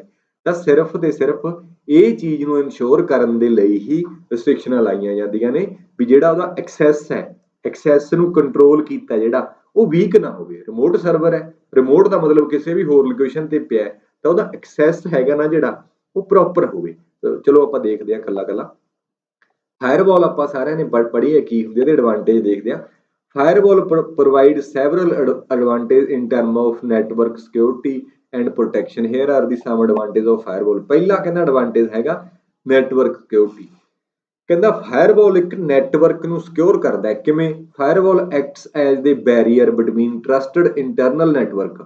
ਇੱਕ ਕਹਿੰਦਾ ਅੰਦਰਲਾ ਟਰਸਟਡ ਨੈਟਵਰਕ ਹੁੰਦਾ ਸਾਡਾ ਆਪ ਦਾ, ਐਂਡ ਅਨਟਰਸਟਡ ਐਕਸਟਰਨਲ ਨੈਟਵਰਕ। ਮੰਨ ਲਓ ਇਹ ਸਾਡਾ ਹੋਮ ਨੈਟਵਰਕ ਆ, ਚਾਹੇ ਕੰਪਨੀ ਹੈ, ਚਾਹੇ ਕਾਲਜ ਹੈ, ਚਾਹੇ ਯੂਨੀਵਰਸਿਟੀ ਹੈ, ਚਾਹੇ ਸਾਡਾ ਘਰ ਆ, ਤਾਂ ਇੱਥੇ ਇੱਕ ਫਾਇਰਵਾਲ ਲੱਗਿਆ ਹੋਊ, ਜਿਵੇਂ ਇੱਥੋਂ ਤਾਰਾਂ ਆ ਰਹੀਆਂ ਨੇ, ਤੇ ਬਾਹਰ ਵਾਲਾ ਨੈਟਵਰਕ ਹੈ ਜਿਹੜਾ, ਇਹ ਜਿਹੜਾ ਹੈਗਾ ਆਪਣੇ ਕੋਲੇ ਅਨਟਰਸਟਡ ਹੈ। ਕਿਉਂਕਿ ਇਹਦੇ ਵਿੱਚ ਅਨਟਰਸਟਡ ਕਿਉਂ ਹੈ? ਕਿਉਂਕਿ ਇਹਦੇ ਵਿੱਚ ਨੈਟਵਰਕ ਦੇ ਵਿੱਚ ਸਾਰਾ ਕੁਝ ਜਿਹੜਾ ਹੈ ਉਹ ਇਨਕ੍ਰਿਪਟ ਹੋ ਕੇ ਤਾਂ ਜਾ ਨਹੀਂ ਰਿਹਾ, ਸਿਕਿਉਰ ਨਹੀਂ ਹੈਗਾ, ਕਿਉਂਕਿ ਹੈਕਰ ਵੀ ਇੱਥੇ ਨੇ ਸਾਰੇ, ਅਟੈਕਰ ਵੀ ਇੱਥੇ ਨੇ, ਤਾਂ ਅਸੀਂ ਉਹਨਾਂ ਨੂੰ ਆਪਦੇ ਘਰ ਤੋਂ ਆਉਣ ਤੋਂ ਰੋਕਣਾ। ਤਾਂ ਜਿਵੇਂ ਆਪਾਂ CCTV ਲਾਏ ਹੁੰਦੇ ਨੇ ਸਿਕਿਉਰਿਟੀ ਦੇ ਲਈ, ਉਵੇਂ ਹੀ ਫਾਇਰਵਾਲ ਲੱਗਦੀ ਹੈ ਜਿਹੜੀ ਬੈਰੀਅਰ ਐਕਟ ਕਰਦੀ ਹੈ between trusted internal and untrusted external source, external network such ਹੈ ਦੀ ਇੰਟਰਨੈਟ। ਇੰਟਰਨੈਟ ਜਿਹੜਾ ਹੈ ਸਿਕਿਉਰ ਨਹੀਂ ਹੈਗਾ, ਅਨਸਿਕਿਉਰ ਹੈ। ਉਹਦੇ ਵਿੱਚ ਕੁਝ ਚੀਜ਼ਾਂ ਸਿਕਿਉਰਿਟੀ ਪ੍ਰੋਵਾਈਡ ਕਰਦੀਆਂ ਨੇ, ਬਟ ਉਹਦੇ ਲਈ ਸਾਨੂੰ ਪੇਮੈਂਟ ਕਰਨੀ ਪੈਂਦੀ ਹੈ। ਜੇ ਤੁਸੀਂ ਵੈਬਸਾਈਟ ਬਣਾਓਗੇ ਆਪਣੀ, ਤੁਸੀਂ ਡੋਮੇਨ ਲੈ ਲਓਗੇ, ਜਿਵੇਂ ਆਪਣਾ ਡੋਮੇਨ ਲਿਆ ਹੋਇਆ www.binaryinstructor.org, ਉਹਦੇ ਤੋਂ ਪਹਿਲਾਂ ਜੇਕਰ HTTP ਕੱਲਾ HTTP ਹੈ ਤਾਂ ਉਹ ਸਿਕਿਉਰ ਨਹੀਂ ਹੈਗਾ। ਜੇ ਤੁਸੀਂ HTTPS ਲਓਗੇ ਸਰਵਿਸ, ਤਾਂ ਤੁਹਾਨੂੰ ਉਹਦੇ ਐਕਸਟਰਾ ਚਾਰजेस ਮੰਥਲੀ ਜਾਂ ਐਨੂਅਲੀ ਦੇਣੇ ਪੈਣਗੇ, ਹਨਾ, ਸਿਕਿਉਰਿਟੀ ਪ੍ਰੋਵਾਈਡ ਕਰਨ ਲਈ। ਤਾਂ ਹਰ ਚੀਜ਼, ਹਰ ਬੰਦਾ ਕੋਈ ਪੈਸੇ ਥੋੜੀ ਪੇ ਕਰਦਾ ਹੈਗਾ, ਤਾਂ ਉੱਥੇ ਐਸ ਲੈਣ ਦੇ ਲਈ, ਸਰਵਿਸ ਲੈਣ ਦੇ ਲਈ ਸਾਨੂੰ ਪੇ ਕਰਨੇ ਪੈਂਦੇ ਨੇ। ਤਾਂ ਨੈਟਵਰਕ ਤੇ ਕੁਝ ਵੀ ਸਿਕਿਉਰ ਨਹੀਂ ਹੈਗਾ। ਜਿਵੇਂ ਆਪਾਂ ਘਰੇ ਆਪਦੇ ਸੇਫ ਆ, ਦੁਨੀਆ ਤੋਂ, ਘਰ ਤੋਂ ਬਾਹਰ ਨਿਕਲ ਗਏ, ਕੋਈ ਵੀ ਲੁੱਟਣ ਵਾਲਾ ਹੋ ਸਕਦਾ, ਐਕਸੀਡੈਂਟ ਹੋ ਸਕਦਾ, ਧੱਕਾ ਹੋ ਸਕਦਾ, ਉਵੇਂ ਹੀ ਨੈਟਵਰਕ ਆ, ਹਨਾ। ਕਹਿੰਦਾ ਜਿਹੜਾ ਬੈਰੀਅਰ ਐਕਟ ਕਰਦੀ ਹੈ ਫਾਇਰਵਾਲ, ਦੇ ਮੋਨੀਟਰ ਐਂਡ ਫਿਲਟਰ। ਇਹ ਸਵਾਲ ਬਹੁਤ ਪੁੱਛਿਆ ਜਾਂਦਾ ਲੈਵਲ 1 ਚ, ਮੈਂ ਕੁਐਸਚਨ ਕਰਾਏ ਹੋਏ ਨੇ ਵੀ ਫਾਇਰਵਾਲ ਕੀ ਕੰਮ ਕਰਦਾ। ਇਹ ਮੋਨੀਟਰ ਕਰਦਾ ਤੇ ਫਿਲਟਰ ਕਰਦਾ ਤੇ ਪ੍ਰੀਵੈਂਟ ਕਰਦਾ ਅਨਆਥੋਰਾਈਜ਼ਡ ਐਕਸੈਸ ਨੂੰ। ਠੀਕ ਹੈ, ਇਹਨਾਂ ਦੇ ਵਿੱਚੋਂ ਹੀ ਦੇਖੋ ਕੱਟ ਕੇ ਸਵਾਲ ਬਣਾਉਂਦਾ ਨਾ ਉਹ, ਤੇ ਆਪਾਂ ਤੁਹਾਨੂੰ ਪੂਰਾ ਡਿਟੇਲ ਦੇ ਵਿੱਚ ਦੱਸਿਆ, ਨਹੀਂ ਆਪਾਂ ਕੱਢ ਕੇ ਲੈਵਲ 1 ਦੇ ਵਿੱਚ ਇੰਨੀ ਡਿਟੇਲ ਦੀ ਲੋੜ ਨਹੀਂ ਹੁੰਦੀ। ਦੂਸਰਾ ਐਕਸੈਸ ਕੰਟਰੋਲ, ਇਹ ਮੈਂ ਹੁਣੀ ਦੱਸਿਆ ਵੀ ਫਾਇਰਵਾਲ ਅਲਾਉਜ਼ ਐਡਮਿਨਿਸਟ੍ਰੇਟਰ ਜਿਹੜਾ ਉਹਦਾ ਓਨਰ ਹੁੰਦਾ, to define access control policies. ਕਹਿੰਦਾ ਹੁਣ ਮੇਰਾ ਘਰ ਆ, ਮੇਰੇ ਘਰ ਦੇ ਬਾਹਰ ਮੈਂ ਸਿਕਿਉਰਿਟੀ ਗਾਰਡ ਬਿਠਾਏ ਨੇ, ਮੈਂ ਡਿਫਾਈਨ ਕਰ ਸਕਦਾ ਵੀ ਕਿਹੜੇ ਬੰਦੇ ਅੰਦਰ ਆਉਣਗੇ ਕਿਹੜੇ ਨਹੀਂ। ਯੂਨੀਵਰਸਿਟੀ ਕਹਿ ਲਓ, ਉੱਥੇ ਜ਼ਿਆਦਾ ਵਧੀਆ ਐਗਜ਼ਾਮਪਲ ਫਿੱਟ ਬੈਠੂਗੀ। ਯੂਨੀਵਰਸਿਟੀ ਤੇ ਜਿਹੜਾ ਸਿਕਿਉਰਿਟੀ ਆਫਿਸਰ ਹੁੰਦਾ, ਉਹ ਡਿਫਾਈਨ ਕਰਦਾ ਰੂਲ ਤੇ ਪਾਲਿਸੀਜ਼ ਵੀ ਕਿਹੜੇ ਬੰਦੇ ਅੰਦਰ ਜਾਣਗੇ ਕਿਹੜੇ ਨਹੀਂ। Which network services and resources can accessed by the user or device within the network. University ਦੇ ਵਿੱਚ ਕਿਹੜੇ ਬੰਦੇ ਯੂਨੀਵਰਸਿਟੀ ਦੀਆਂ ਸਰਵਿਸਿਜ਼ ਨੂੰ, ਐਡਮਿਨ ਬਲਾਕ ਨੂੰ, ਕਿਹੜੇ ਡਿਪਾਰਟਮੈਂਟ ਨੂੰ ਐਕਸੈਸ ਕਰ ਸਕਦੇ ਨੇ, ਕਿਹੜੇ ਨਹੀਂ ਕਰ ਸਕਦੇ। This enable organization to control and restrict network access based on user role, IP address, protocol and ports. ਬਹੁਤ ਸਾਰੇ ਤਰੀਕਿਆਂ ਦੇ ਨਾਲ ਉਹਨੂੰ ਰੋਕਿਆ ਜਾ ਸਕਦਾ ਹੈ। ਯੂਜ਼ਰ ਦਾ ਰੋਲ ਕੀ ਹੈ ਡਿਫਾਈਨ ਕਰਾਂਗੇ, ਉਹਦਾ IP ਐਡਰੈਸ ਕਿੰਨਾ ਹੈ, ਕਿਹੜੀ ਪ੍ਰੋਟੋਕਾਲ ਯੂਜ਼ ਹੋ ਰਹੀ ਆ, ਕਿਹੜਾ ਪੋਰਟ ਯੂਜ਼ ਹੋ ਰਿਹਾ। ਪੋਰਟ ਤੇ ਪ੍ਰੋਟੋਕਾਲ ਮੈਂ ਤੁਹਾਨੂੰ ਦੱਸਿਆ, ਪ੍ਰੋਟੋਕਾਲ ਹੁੰਦੀਆਂ ਬਹੁਤ ਸਾਰੀਆਂ, ਜਿਵੇਂ HTTP ਨੂੰ ਬੰਦ ਕਰ ਦਿਓ ਜੀ, ਫੇਸਬੁੱਕ ਤੇ ਕਿਹੜੀ ਪ੍ਰੋਟੋਕਾਲ ਚੱਲਦੀ ਉਹ ਬੰਦ ਕਰ ਦਿਓ, ਫਿਰ TCL ਨੂੰ ਬੰਦ ਕਰ ਦਿਓ, ਫਿਰ FTP ਨੂੰ ਬੰਦ ਕਰ ਦਿਓ। ਕੱਲੀ ਪ੍ਰੋਟੋਕਾਲ ਬੇਸ ਤੇ ਰਿਸਟ੍ਰਿਕਸ਼ਨਾਂ ਲਗਾ ਸਕਦੇ ਆ। ਪੋਰਟ ਨੰਬਰ ਹੈ, ਜਿਵੇਂ HTTP ਦਾ 80 ਨੰਬਰ ਪੋਰਟ ਹੈ, ਇਹਨੂੰ ਬੰਦ ਕਰ ਦਿਓ। HTTPS 443 ਨੰਬਰ ਪੋਰਟ ਹੈ, ਇਹਨੂੰ ਬੰਦ ਕਰ ਦਿਓ। ਤੇ SMTP ਸਿੰਪਲ ਮੇਲ ਟ੍ਰਾਂਸਫਰ ਪ੍ਰੋਟੋਕਾਲ ਦਾ 25 ਨੰਬਰ ਪੋਰਟ ਹੈ, ਇਹਨੂੰ ਬੰਦ ਕਰ ਦਿਓ, ਹਨਾ। ਪੋਰਟ ਨੰਬਰ ਹੋ ਸਕਦਾ ਹੈ। ਸੋ IP ਐਡਰੈਸ ਹੋ ਸਕਦਾ, ਜਿਵੇਂ ਕਿਸੇ ਸਿਸਟਮ ਦਾ 124.16.4.6, ਇਹ ਆਪਾਂ ਨੈਟਵਰਕ ਵਾਲੇ ਪੋਰਸ਼ਨ ਦੇ ਵਿੱਚ ਬੇਸਿਕ ਤੇ ਐਡਵਾਂਸਡ ਲੈਵਲ ਮੀਡੀਅਮ ਦੇ ਵਿੱਚ ਚੰਗੀ ਤਰ੍ਹਾਂ ਮੈਂ ਕਰਾਏ ਹੋਏ ਨੇ ਵੀ IP ਕੀ ਹੁੰਦਾ, ਕਿੰਨੇ ਬਿਟ ਬਾਈਟ ਦਾ ਹੁੰਦਾ, ਤੁਸੀਂ ਉੱਥੇ ਜਾ ਕੇ ਦੇਖ ਸਕਦੇ ਹੋ। ਹਾਂ, ਜਿਹੜੇ ਬੰਦੇ ਨਵੇਂ ਜੁੜਦੇ ਨੇ ਚੈਨਲ ਨੂੰ ਸਬਸਕ੍ਰਾਈਬ ਕਰ ਲਓ, ਕਿਉਂਕਿ ਬਹੁਤ ਸਾਰਾ ਕੰਟੈਂਟ ਹੈ ਜਿਹੜਾ ਡਿਫੀਕਲਟ ਲੈਵਲ ਦੇ ਪੇਪਰਾਂ ਲਈ ਆਪਾਂ ਹੀ ਕਰਾਉਣਾ। ਵੈਸੇ ਹੋਰ ਵੀ ਬੰਦੇ ਬਹੁਤ ਕਰਾ ਰਹੇ ਨੇ, ਵਧੀਆ ਲੈਵਲ ਦਾ ਕਰਾ ਰਹੇ ਨੇ, ਪਰ ਜਿਹੜਾ ਥੋੜੇ ਜਿਹੇ ਲੈਵਲ ਦੀ ਗੱਲ ਹੈ ਉਹ ਆਪਾਂ ਹੀ ਕਰਾ ਰਹੇ ਹਾਂ। ਠੀਕ ਹੈ, ਸੋ ਇਸ ਤਰੀਕੇ ਨਾਲ ਇਹ ਦੋ ਆਪਾਂ ਐਡਵਾਂਟੇਜ ਨੇ ਫਾਇਰਵਾਲ ਦੇ। ਅਗਲਾ ਆਪਣੇ ਕੋਲੇ ਹੈ ਥ੍ਰੈਟ ਡਿਟੈਕਸ਼ਨ ਐਂਡ ਪ੍ਰੀਵੈਂਸ਼ਨ। ਇਹਦੇ ਲਈ ਫਾਇਰਵਾਲ ਦੇ ਵਿੱਚ ਦੋ ਚੀਜ਼ਾਂ ਹੁੰਦੀਆਂ ਨੇ, intrusion detection system and intrusion prevention system.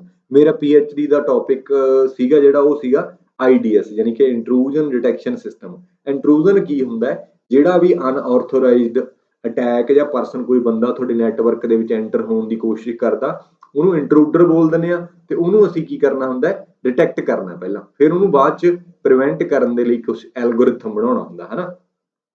ਤਾਂ ਫਾਇਰਵਾਲ ਡੌਸ ਅਟੈਕ ਵਰਗੇ ਵੱਡੇ ਵੱਡੇ ਅਟੈਕ ਹੁੰਦੇ ਨੇ, ਉਹਨਾਂ ਤੋਂ ਵੀ ਰੋਕਦਾ, ਤਾਂ ਕਰਕੇ ਥ੍ਰੈਟ ਡਿਟੈਕਸ਼ਨ ਐਂਡ ਪ੍ਰੀਵੈਂਸ਼ਨ ਹੈ। ਨੈਟਵਰਕ ਸੈਗਮੈਂਟੇਸ਼ਨ, ਨੈਟਵਰਕਸ ਨੂੰ ਇਹ ਜ਼ੋਨਸ ਦੇ ਵਿੱਚ ਡਿਵਾਈਡ ਕਰ ਦਿੰਦਾ, ਜਿਵੇਂ ਪੂਰੀ ਯੂਨੀਵਰਸਿਟੀ ਦੇ ਵਿੱਚ ਸਿਕਿਉਰਿਟੀ ਗਾਰਡ ਹੋਣਗੇ ਜਿਹੜੇ, ਉਹ ਜ਼ੋਨ ਦੇ ਵਿੱਚ ਡਿਵਾਈਡ ਕਰ ਦੇਣਗੇ ਵੀ ਇੱਧਰ ਵਾਲੇ ਜ਼ੋਨ 'ਚ ਤੁਸੀਂ ਜਾ ਸਕਦੇ ਹੋ, ਜਾਂ ਆਹ ਵਾਲੇ ਜ਼ੋਨ ਵਾਲੇ ਬੰਦਿਆਂ ਨੂੰ ਜ਼ਿਆਦਾ ਸਿਕਿਉਰਿਟੀ ਦੀ ਲੋੜ ਹੈ, ਆਹ ਵਾਲੇ ਜ਼ੋਨ ਵਾਲਿਆਂ ਨੂੰ ਘੱਟ ਸਿਕਿਉਰਿਟੀ ਦੀ ਲੋੜ ਹੈ। ਜਿਵੇਂ ਪੰਜਾਬ ਹੈ, ਪੰਜਾਬ ਨੂੰ ਵੱਖੋ ਵੱਖਰੇ ਜ਼ੋਨ 'ਚ ਆਪਾਂ ਵੰਡ ਸਕਦੇ ਹਾਂ, ਉਵੇਂ ਹੀ firewall facilitate network segmentation by creating separate security zones within a network. ਤਾਂ ਇਹ ਹੋ ਸਕਦਾ ਹੈ ਵੀ ਹੋਸਟਲਾਂ ਦੇ ਵਿੱਚ ਨੈਟਵਰਕ ਜਿਹੜੇ ਦੇ ਵਿੱਚ ਉੱਥੇ ਆਪਣੇ ਕੋਲੇ ਫੇਸਬੁੱਕ ਚੱਲਦੀ ਹੋਵੇ, ਡਿਪਾਰਟਮੈਂਟ ਦੇ ਵਿੱਚ ਫੇਸਬੁੱਕ ਰੋਕ ਦਿੱਤਾ ਹੋਵੇ ਕਿਉਂਕਿ ਉਹਦੇ ਸੈਗਮੈਂਟਸ ਬਣਾਏ ਨੇ, ਜਾਂ ਫੈਕਲਟੀ ਦਾ ਨੌਨ ਟੀਚਿੰਗ ਦਾ ਤੇ ਸਟੂਡੈਂਟਸ ਦਾ ਜ਼ੋਨ ਬਣਾਤੇ, ਫੈਕਲਟੀ ਵਾਲਿਆਂ ਨੂੰ ਜ਼ਿਆਦਾ ਸਪੀਡ ਦੇਤੀ, ਉਹਨਾਂ ਨੂੰ ਜ਼ਿਆਦਾ ਚੀਜ਼ਾਂ ਦੇਤੀਆਂ, ਜਿਹੜੇ ਸਟੂਡੈਂਟਸ ਨੇ ਉਹਨਾਂ ਨੂੰ ਸਪੀਡ ਘਟਾਤੀ, 100 Mbps ਲਿਮਿਟ ਲਗਾ ਦਿਓ ਤੇ ਉਹਨਾਂ ਦੀਆਂ ਵੈਬਸਾਈਟਾਂ ਰੋਕ ਦਿਓ। ਤਾਂ ਸੈਗਮੈਂਟੇਸ਼ਨ ਹੁੰਦਾ ਪਾਰਟਸ ਦੇ ਵਿੱਚ ਡਿਵਾਈਡ ਕਰ ਲੈਣਾ, ਇਹ ਵੀ ਤੁਸੀਂ ਫਾਇਰਵਾਲ ਦੇ ਵਿੱਚ ਕਰ ਸਕਦੇ ਹੋ, ਹਨਾ। ਕੰਟੈਂਟ ਨੂੰ ਫਿਲਟਰ ਕਰ ਸਕਦੇ ਹੋ, ਰਿਸਟ੍ਰਿਕਟ ਕਰ ਸਕਦੇ ਹੋ, ਬਲੌਕ ਕਰ ਸਕਦੇ ਹੋ, ਸਪੈਸੀਫਿਕ ਵੈਬਸਾਈਟ ਨੂੰ ਤੁਸੀਂ ਫਿਲਟਰ ਕਰ ਸਕਦੇ ਹੋ ਬੇਸਡ ਔਨ ਦਾ ਕੀਵਰਡ। ਜਿਵੇਂ ਆਪਾਂ ਸਰਚ ਮਾਰੀਏ ਵੀ ਤੁਸੀਂ ਟੈਰਰਿਸਟ ਵਰਡ ਨਹੀਂ ਸਰਚ ਕਰ ਸਕਦੇ, ਹਾਊ ਟੂ ਮੇਕ ਬੋਂਬ ਉਹ ਨਹੀਂ ਤੁਸੀਂ ਬਣਾ ਸਕਦੇ, ਜਾਂ ਕਿਸੇ ਦੇ ਅਗੇਂਸਟ ਤੁਸੀਂ ਵਲਗਰ ਚੀਜ਼ਾਂ ਨਹੀਂ ਲਿਖ ਸਕਦੇ, ਕੋਈ ਐਵੇਂ ਦਾ ਤੁਸੀਂ ਪੋਰਨ ਜਿਹੜਾ ਕੰਟੈਂਟ ਹੁੰਦਾ ਉਹ ਨਹੀਂ ਸਰਚ ਕਰ ਸਕਦੇ। ਬਹੁਤ ਸਾਰੀਆਂ ਸਾਈਟਾਂ ਜਿਹੜੀਆਂ ਆਪਣੀਆਂ ਪੋਰਨ, ਤੁਹਾਨੂੰ ਪਤਾ ਹੀ ਇੰਡੀਆ ਦੇ ਵਿੱਚ ਬੈਨ ਹੈ, ਪਰ ਫਿਰ ਵੀ ਲੋਕ ਚਲਾਈ ਜਾਂਦੇ ਨੇ ਹਨਾ ਚੀਜ਼ਾਂ। ਸੋ ਇਹ ਜਿਹੜੇ ਫਾਇਰਵਾਲ ਜਿਹੜਾ ਮੈਨੇਜਮੈਂਟ ਐਡਮਿਨਿਸਟ੍ਰੇਟਰ ਹੁੰਦਾ ਉਸੇ ਦੀ ਹੀ ਜ਼ਿੰਮੇਵਾਰੀ ਹੁੰਦੀ ਨੇ, ਇਹ ਕੰਟੈਂਟ ਨੂੰ ਫਿਲਟਰ ਕਰ ਸਕਦਾ ਵੀ ਕਿਹੜਾ ਆਪਾਂ ਦੇਣਾ, ਕਿਉਂਕਿ ਅੱਜ ਕੱਲ ਤਾਂ ਵੈਸੇ ਆਪਾਂ ਨੂੰ ਟੂ ਬੀ ਫਰੈਂਕਲੀ ਮੈਂ ਜੇ ਸਿੱਧੀ ਗੱਲ ਕਰਾਂ ਤਾਂ ਜ਼ਰੂਰੀ ਨਹੀਂ ਹੈਗਾ ਕਿ ਪੋਰਨ ਸਾਈਟਾਂ ਤੇ ਹੀ ਜਾਣਾ ਪਵੇ। ਅੱਜ ਤਾਂ ਬਹੁਤ ਸਾਰੀਆਂ ਸਾਈਟਾਂ ਐਵੇਂ ਦੀਆਂ ਹੀ ਹੈਗੀਆਂ ਨੇ ਵੀ ਜਿਹੜੇ ਛੋਟੇ ਬੱਚੇ ਜਾਂ ਪੇਰੈਂਟਸ ਆਪਣੇ ਫੋਨ ਯੂਜ਼ ਕਰਦੇ ਨੇ, ਲੋਕ ਆਪਣੇ ਪਿੰਡਾਂ ਵਾਲੇ ਵੀ ਬਣਾਉਣ ਲੱਗੇ ਪਏ ਨੇ ਇਹਨਾਂ ਚੀਜ਼ਾਂ ਦੇ, ਸਿਰਫ ਸਸਤੀ ਮਸ਼ਹੂਰੀ ਦੇ ਚੱਕਰਾਂ ਦੇ ਵਿੱਚ, ਵਿਊ ਲੈਣ ਦੇ ਚੱਕਰਾਂ ਦੇ ਵਿੱਚ ਬਹੁਤ ਸਾਰਾ ਜਿਹੜਾ ਐਵੇਂ ਦਾ ਕੰਟੈਂਟ ਹੈ ਜਿਹੜਾ ਇਹ ਅੱਗੇ ਆਈ ਜਾਂਦਾ, ਜਿਹੜਾ ਕਿ ਬੱਚਿਆਂ ਦੀ ਸਿਹਤ ਤੇ ਮਾੜਾ ਅਸਰ ਪੈਂਦਾ, ਬੱਚਿਆਂ ਦਾ ਧਿਆਨ ਉਧਰ ਨਹੀਂ ਹੋ ਜਾਂਦਾ ਇਹਨਾਂ ਚੀਜ਼ਾਂ ਵੱਲ, ਹਨਾ। ਸੋ ਇਹ ਇੱਕ ਬਹੁਤ ਵੱਡੀ ਡਰਾਬੈਕ ਵੀ ਹੈ ਇੰਟਰਨੈਟ ਦੀ, ਸੋ ਇਹਨੂੰ ਆਪਾਂ ਰੋਕ ਨਹੀਂ ਸਕਦੇ। ਅਗਰ ਤੁਸੀਂ ਚਾਹੁੰਦੇ ਹੋ ਤਾਂ ਤੁਸੀਂ, ਤੁਹਾਡੇ ਪੇਰੈਂਟਸ ਯੂਜ਼ ਕਰਦੇ ਨੇ ਤਾਂ ਉਹਦਾ ਮੈਂ ਤੁਹਾਨੂੰ ਇੱਕ ਤਰੀਕਾ ਦੱਸ ਦਿੰਦਾ ਵੀ ਤੁਸੀਂ ਅਗਰ ਤੁਹਾਡੇ ਫਾਦਰ ਜਾਂ ਮਦਰ ਨੂੰ ਤੁਸੀਂ ਫੋਨ ਲੈ ਕੇ ਦਿੱਤਾ, ਫੋਨ ਜਿਹੜੀ ਫੋਨ ਦੇ ਵਿੱਚ ਈਮੇਲ ਆਈਡੀ ਚੱਲਦੀ ਹੈ ਹਨਾ, ਤੁਸੀਂ ਨਵੀਂ ਈਮੇਲ ਆਈਡੀ ਬਣਾ ਕੇ ਦਿੱਤੀ ਹੈ, ਉਹੀ ਮੇਲ ਆਈਡੀ ਦੇ ਨਾਲ ਆਪਣੇ ਫੋਨ ਦੇ ਵਿੱਚ ਵੀ ਲੌਗਇਨ ਕਰੋ ਤੁਸੀਂ। ਜੇ ਤੁਸੀਂ ਨਵਾਂ ਫੋਨ ਲੈ ਕੇ ਦਿੱਤਾ ਜਾਂ ਪੁਰਾਣਾ, ਉਹ ਮੇਲ ਆਈਡੀ ਦੇ ਨਾਲ ਤੁਸੀਂ ਲੌਗਇਨ ਕਰੋ ਹਨਾ। ਉਹ ਲੌਗਇਨ ਕਰਨ ਤੋਂ ਬਾਅਦ ਤੁਸੀਂ YouTube ਤੇ ਬਹੁਤ ਸਾਰੀਆਂ ਮੇਲ ਆਈਡੀਆਂ ਲੌਗਇਨ ਕਰ ਸਕਦੇ ਹੋ, ਸਵਿਚ ਕਰ ਸਕਦੇ ਹੋ ਪਹਿਲਾਂ ਦੂਜੀ ਤੀਜੀ ਚੌਥੀ। ਤੇ ਤੁਸੀਂ ਕੀ ਕਰੋ, ਤੁਸੀਂ ਜਦੋਂ ਉਹ ਯੂਜ਼ ਕਰ ਰਹੇ ਨੇ ਤੁਸੀਂ ਬਾਅਦ ਦੇ ਵਿੱਚ ਉਹਨਾਂ ਨੂੰ ਓਪਨ ਕਰਕੇ ਦੇਖੋ ਵੀ ਕਿਹੜੇ ਕਿਹੜੇ ਸੁਜੈਸ਼ਨ ਆ ਰਹੇ ਨੇ, ਉਹ ਸੁਜੈਸ਼ਨ ਤੇ ਜਾ ਕੇ ਰਾਈਟ ਕਲਿੱਕ ਤੇ ਕਲਿੱਕ ਕਰੋ we do not recommend this channel. ਤਾਂ ਉਹਨਾਂ ਨੂੰ ਅਸੀਂ ਬੱਚਿਆਂ ਨੂੰ ਦੇਣਾ YouTube ਹਨਾ, ਤਾਂ ਚਲੋ ਬੱਚਿਆਂ ਵਾਸਤੇ ਸਪੈਸ਼ਲ ਇੱਕ ਵਰਜ਼ਨ ਆਉਂਦਾ ਵੀ ਤੁਸੀਂ ਫॉर ਕਿਡਸ ਕਰ ਸਕਦੇ ਹੋ। ਤਾਂ ਉੱਥੇ ਤੁਸੀਂ ਜਿਵੇਂ ਜਿਵੇਂ ਤੁਹਾਡੇ ਚੀਜ਼ਾਂ ਮੂਹਰੇ ਆਈ ਜਾਣਗੀਆਂ ਤੁਸੀਂ ਐਵੇਂ ਦੇ ਚੈਨਲ ਸਬਸਕ੍ਰਾਈਬ ਕਰਕੇ ਦਿਓ ਜਿਹੜੇ ਵਧੀਆ ਹੋਣ ਹਨਾ, ਜਿਹੜੇ ਉਹ ਦੇਖਣਾ ਚਾਹੁੰਦੇ ਨੇ ਉਹਨਾਂ ਦੇ ਇੰਟਰਸਟ ਦੇ। ਤੇ ਜਿਹੜੇ ਗਲਤ ਚੈਨਲ ਆਈ ਜਾਂਦੇ ਨੇ ਉਹਨਾਂ ਨੂੰ ਤੁਸੀਂ we do not recommend this channel ਕਰੋ, ਜੋ ਮਹੀਨੇ 20 ਦਿਨਾਂ ਬਾਅਦ ਉਹ ਤੁਹਾਡਾ ਪ੍ਰੋਫਾਈਲ ਬਣ ਜਾਊਗਾ, ਜਿਵੇਂ ਦਾ ਤੁਸੀਂ ਸਰਚ ਕੀਤਾ ਹੋਊਗਾ ਉਹੀ ਚੀਜ਼ਾਂ ਆਪਣੇ ਮੂਹਰੇ ਆਉਂਦੀਆਂ ਨੇ। ਇਹ ਖਾਸ ਖਿਆਲ ਰੱਖਣ ਦੀ ਲੋੜ ਹੈ।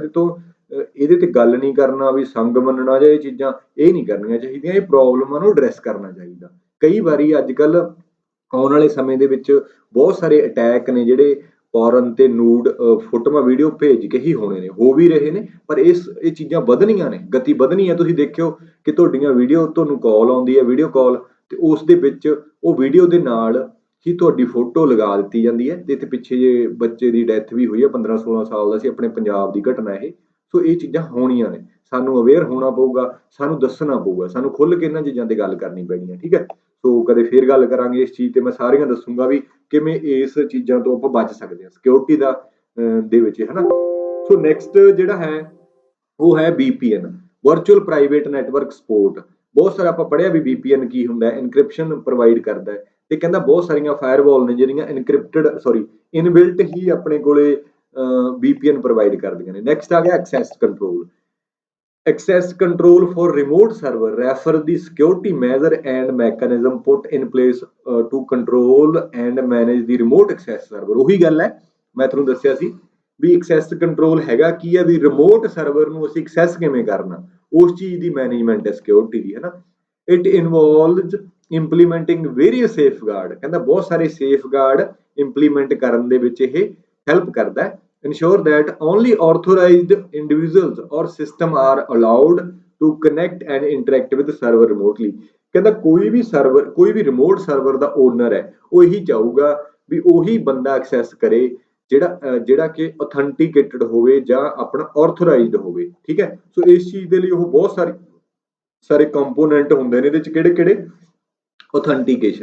authentication ਕੀ ਹੈ, this involves verifying the identity of remote user, ਜਿਹੜੇ ਵੀ ਬੰਦੇ ਉਹਦੇ ਨਾਲ ਜੁੜ ਰਹੇ ਨੇ, ਜਿਵੇਂ ਫੇਸਬੁੱਕ ਤੇ ਇੰਸਟਾਗ੍ਰਾਮ ਵਟਸਐਪ ਹੁੰਦੇ ਨੇ, ਉਹ ਵੈਰੀਫਾਈ ਕਰਦਾ ਨਾ ਆਇਡੈਂਟੀਟੀ ਵੀ ਕੀ ਇਹ ਉਹੀ ਬੰਦਾ ਹੈ ਨਾ। ਤੇ ਜੇ ਤੁਸੀਂ ਫੇਸਬੁੱਕ ਤੇ ਪਾਸਵਰਡ ਨਹੀਂ ਭਰੋਗੇ ਯੂਜ਼ਰ ਨੇਮ, ਤਾਂ ਉਹ ਨਹੀਂ ਤੁਹਾਨੂੰ ਐਂਟਰ ਕਰਨ ਦਊਗਾ। User system before granting access grant ਕਰਨ ਤੋਂ ਪਹਿਲਾਂ ਉਹਦੀ ਆਇਡੈਂਟੀਟੀ ਵੈਰੀਫਾਈ ਹੁੰਦੀ ਹੈ। It can be achieved through a mechanism such as username and password combination, digital certificate, ਇਹ ਪੜਾਂਗੇ ਆਪਾਂ, ਇਹ ਬਹੁਤ ਜ਼ਿਆਦਾ ਇੰਪੋਰਟੈਂਟ ਹੈ। ਮੈਂ ਨੈਕਸਟ ਪਾਰਟ ਦੇ ਵਿੱਚ ਕੋਸ਼ਿਸ਼ ਕਰਾਂਗੇ ਆਪਾਂ ਡਿਜੀਟਲ ਸਰਟੀਫਿਕੇਟ ਤੇ ਡਿਜੀਟਲ ਸਿਗਨੇਚਰ ਦੇ ਵਿੱਚ ਕੀ ਫਰਕ ਹੁੰਦਾ, ਔਰ ਮਲਟੀ ਫੈਕਟਰ ਅਥੈਂਟੀਕੇਸ਼ਨ ਜਾਂ ਮਲਟੀ ਫੈਕਟਰ ਅਥੈਂਟੀਕੇਸ਼ਨ, ਜਿਵੇਂ 2 ਸਟੈਪ ਵੈਰੀਫਿਕੇਸ਼ਨ ਅਥੈਂਟੀਕੇਸ਼ਨ, ਹੈ ਨਾ।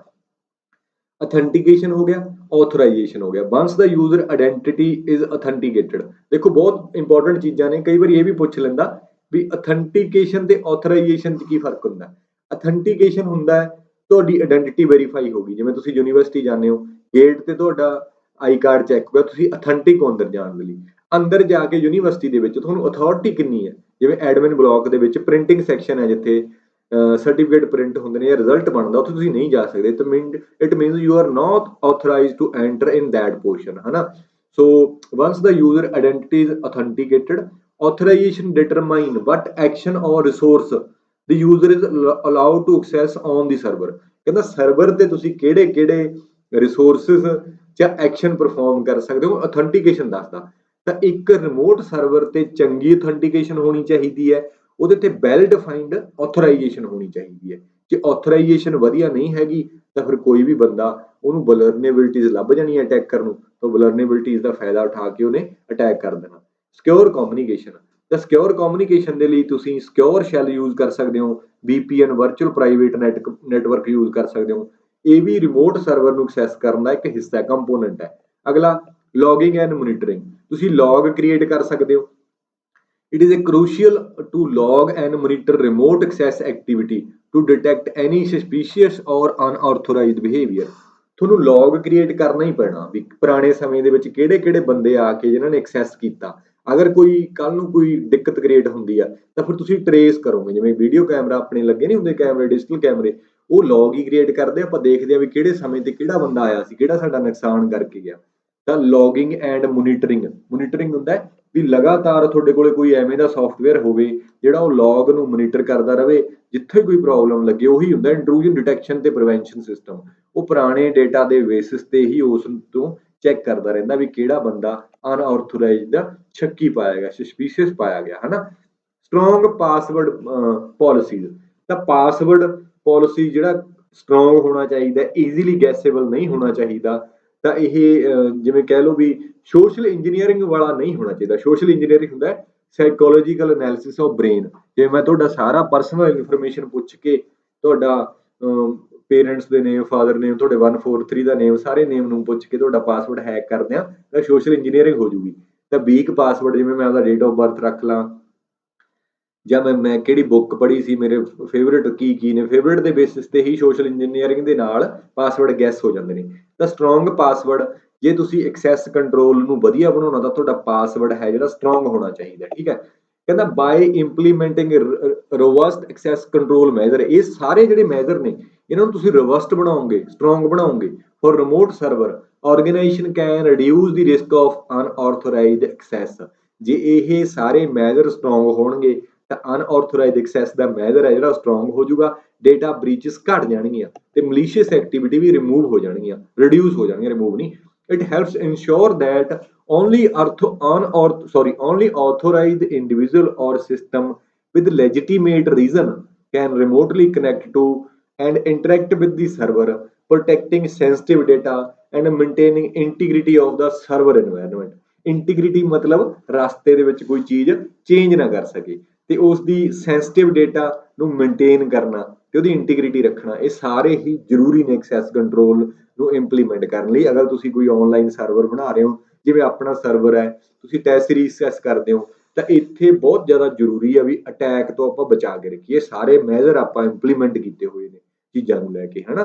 ਸੋ ਤਾਂ ਹੁਣ ਦੁਬਾਰੇ ਪੜ੍ਹੋ ਸਵਾਲ, ਹੁਣ ਤੁਹਾਨੂੰ ਸਵਾਲ ਆ ਜਾਊਗਾ ਸਵਾਲ ਪੜ੍ਹ ਕੇ ਵੀ ਥਿਊਰੀ ਪੜ੍ਹੀ ਦਾ ਜਿਹੜਾ ਮੁੱਲ ਪੈਂਦਾ, ਹਨਾ। ਕਹਿੰਦਾ ਦਾ attacker ਟਰਾਈਜ਼ to misuse the ਵਲਨਰੇਬਿਲਟੀ in the network. Attacker ਕੋਸ਼ਿਸ਼ ਕਰਦਾ ਮਿਸਯੂਜ਼ ਕਰਨ ਦੇ ਲਈ ਵਲਨਰੇਬਿਲਟੀਜ਼ ਨੂੰ। ਵਿੱਚ ਉਹਦੀ following categories of weakness mostly found. ਕਹਿੰਦਾ ਹੇਠ ਲਿਖੀਆਂ ਵੀਕਨੈਸ ਕਿਹੜੀਆਂ ਹੋ ਸਕਦੀਆਂ ਨੇ? ਵੀਕ ਫਾਇਰਵੈਲ ਪ੍ਰੋਟੈਕਸ਼ਨ, ਜੇ ਤੁਹਾਡੀ ਫਾਇਰਵੈਲ ਵੀਕ ਅਟੈਕ ਹੋ ਜਾਊਗਾ। Weak access control remote server, ਜੇਕਰ ਤੁਹਾਡੇ ਰਿਮੋਟ ਸਰਵਰ ਦਾ ਐਕਸੈਸ ਕੰਟਰੋਲ ਵੀਕ ਹੈ, ਇਹ ਸਾਰੀਆਂ ਚੀਜ਼ਾਂ ਕਮਜ਼ੋਰ ਨੇ, ਤਾਂ ਤੁਹਾਡੇ ਤੇ ਅਟੈਕ 100% ਹੋ ਸਕਦਾ। ਤਾਂ ਫਿਰ ਆਨਸਰ ਇਹਦਾ ਮਿੱਤਰੋ ਸੀ ਹੈ, ਬੋਥ 1 ਐਂਡ 2। ਕਲੀਅਰ ਹੋਈ ਗੱਲ। ਅਗਲਾ ਸਵਾਲ ਹੈਗਾ, ਕਹਿੰਦਾ ਵਿੱਚ ਉਹਦੀ ਫੋਲੋਇੰਗ ਇਜ਼ ਨੋਟ ਆ ਗਿਆ ਤਾਂ ਗੋਲਾ ਮਾਰਾਂਗੇ। ਆਨਲਾਈਨ ਹੋਣਾ ਪੇਪਰ, ਗੋਲਾ ਨਹੀਂ ਮਾਰ ਸਕਦੇ ਤਾਂ ਤੁਸੀਂ ਉਸ ਨੂੰ ਲਿਖ ਲਿਓ ਕਾਪੀ ਤੇ, ਜਾਂ ਵੈਸੇ ਹੀ ਯਾਦ ਰੱਖਣਾ, ਧਿਆਨ ਰੱਖਣਾ ਜ਼ਰੂਰੀ ਹੈ। ਜੇ ਕਰੈਕਟ ਪੁੱਛ ਲੂਗਾ ਆਨਸਰ ਬਦਲੂਗਾ, ਨੋਟ ਕਰੈਕਟ ਪੁੱਛੂਗਾ ਤਾਂ ਆਨਸਰ ਬਦਲੂਗਾ। ਰਿਗਾਰਡਿੰਗ ਦੀ ਸਿਮੈਟ੍ਰਿਕ ਕੀ ਇਨਕ੍ਰਿਪਸ਼ਨ, ਆਪਾਂ ਪੜ੍ਹ ਚੁੱਕੇ ਹਾਂ ਇਸ ਤੋਂ ਪਹਿਲਾਂ ਵਾਲੇ ਪਾਰਟਸ ਦੇ ਵਿੱਚ ਵੀ ਸਿਮੈਟ੍ਰਿਕ ਕੀ ਇਨਕ੍ਰਿਪਸ਼ਨ ਤੇ ਏਸਿਮੈਟ੍ਰਿਕ ਕੀ ਇਨਕ੍ਰਿਪਸ਼ਨ ਦੇ ਵਿੱਚ ਕੀ ਫਰਕ ਹੁੰਦਾ। ਤਾਂ ਉਹਨੇ ਪੁੱਛਿਆ ਕੀ ਕਿਹੜਾ ਸਹੀ ਨਹੀਂ ਹੈਗਾ ਸਿਮੈਟ੍ਰਿਕ ਕੀ ਦੇ ਹਿਸਾਬ ਨਾਲ। ਦਾ ਕੀ ਮਸਟ ਵੀ ਕੈਪਟ ਸੀਕ੍ਰੇਟ, ਇਹ ਤਾਂ ਗੱਲ ਠੀਕ ਹੈ। Sander and receiver must one of the matched pair of keys। ਦੇਖੋ ਬਹੁਤ ਹੀ ਧਿਆਨ ਦੇਣ ਵਾਲਾ ਪੁਆਇੰਟ ਹੈ। ਇੱਥੇ ਤੱਕ ਹੈਗਾ, ਤੁਹਾਨੂੰ ਉਲਝਾਊਗਾ। Sender and receiver must have one of the matched. One of the ਇੱਥੇ ਤੁਹਾਨੂੰ ਲੱਗਦਾ ਇੱਕ ਕੀ ਹੈ।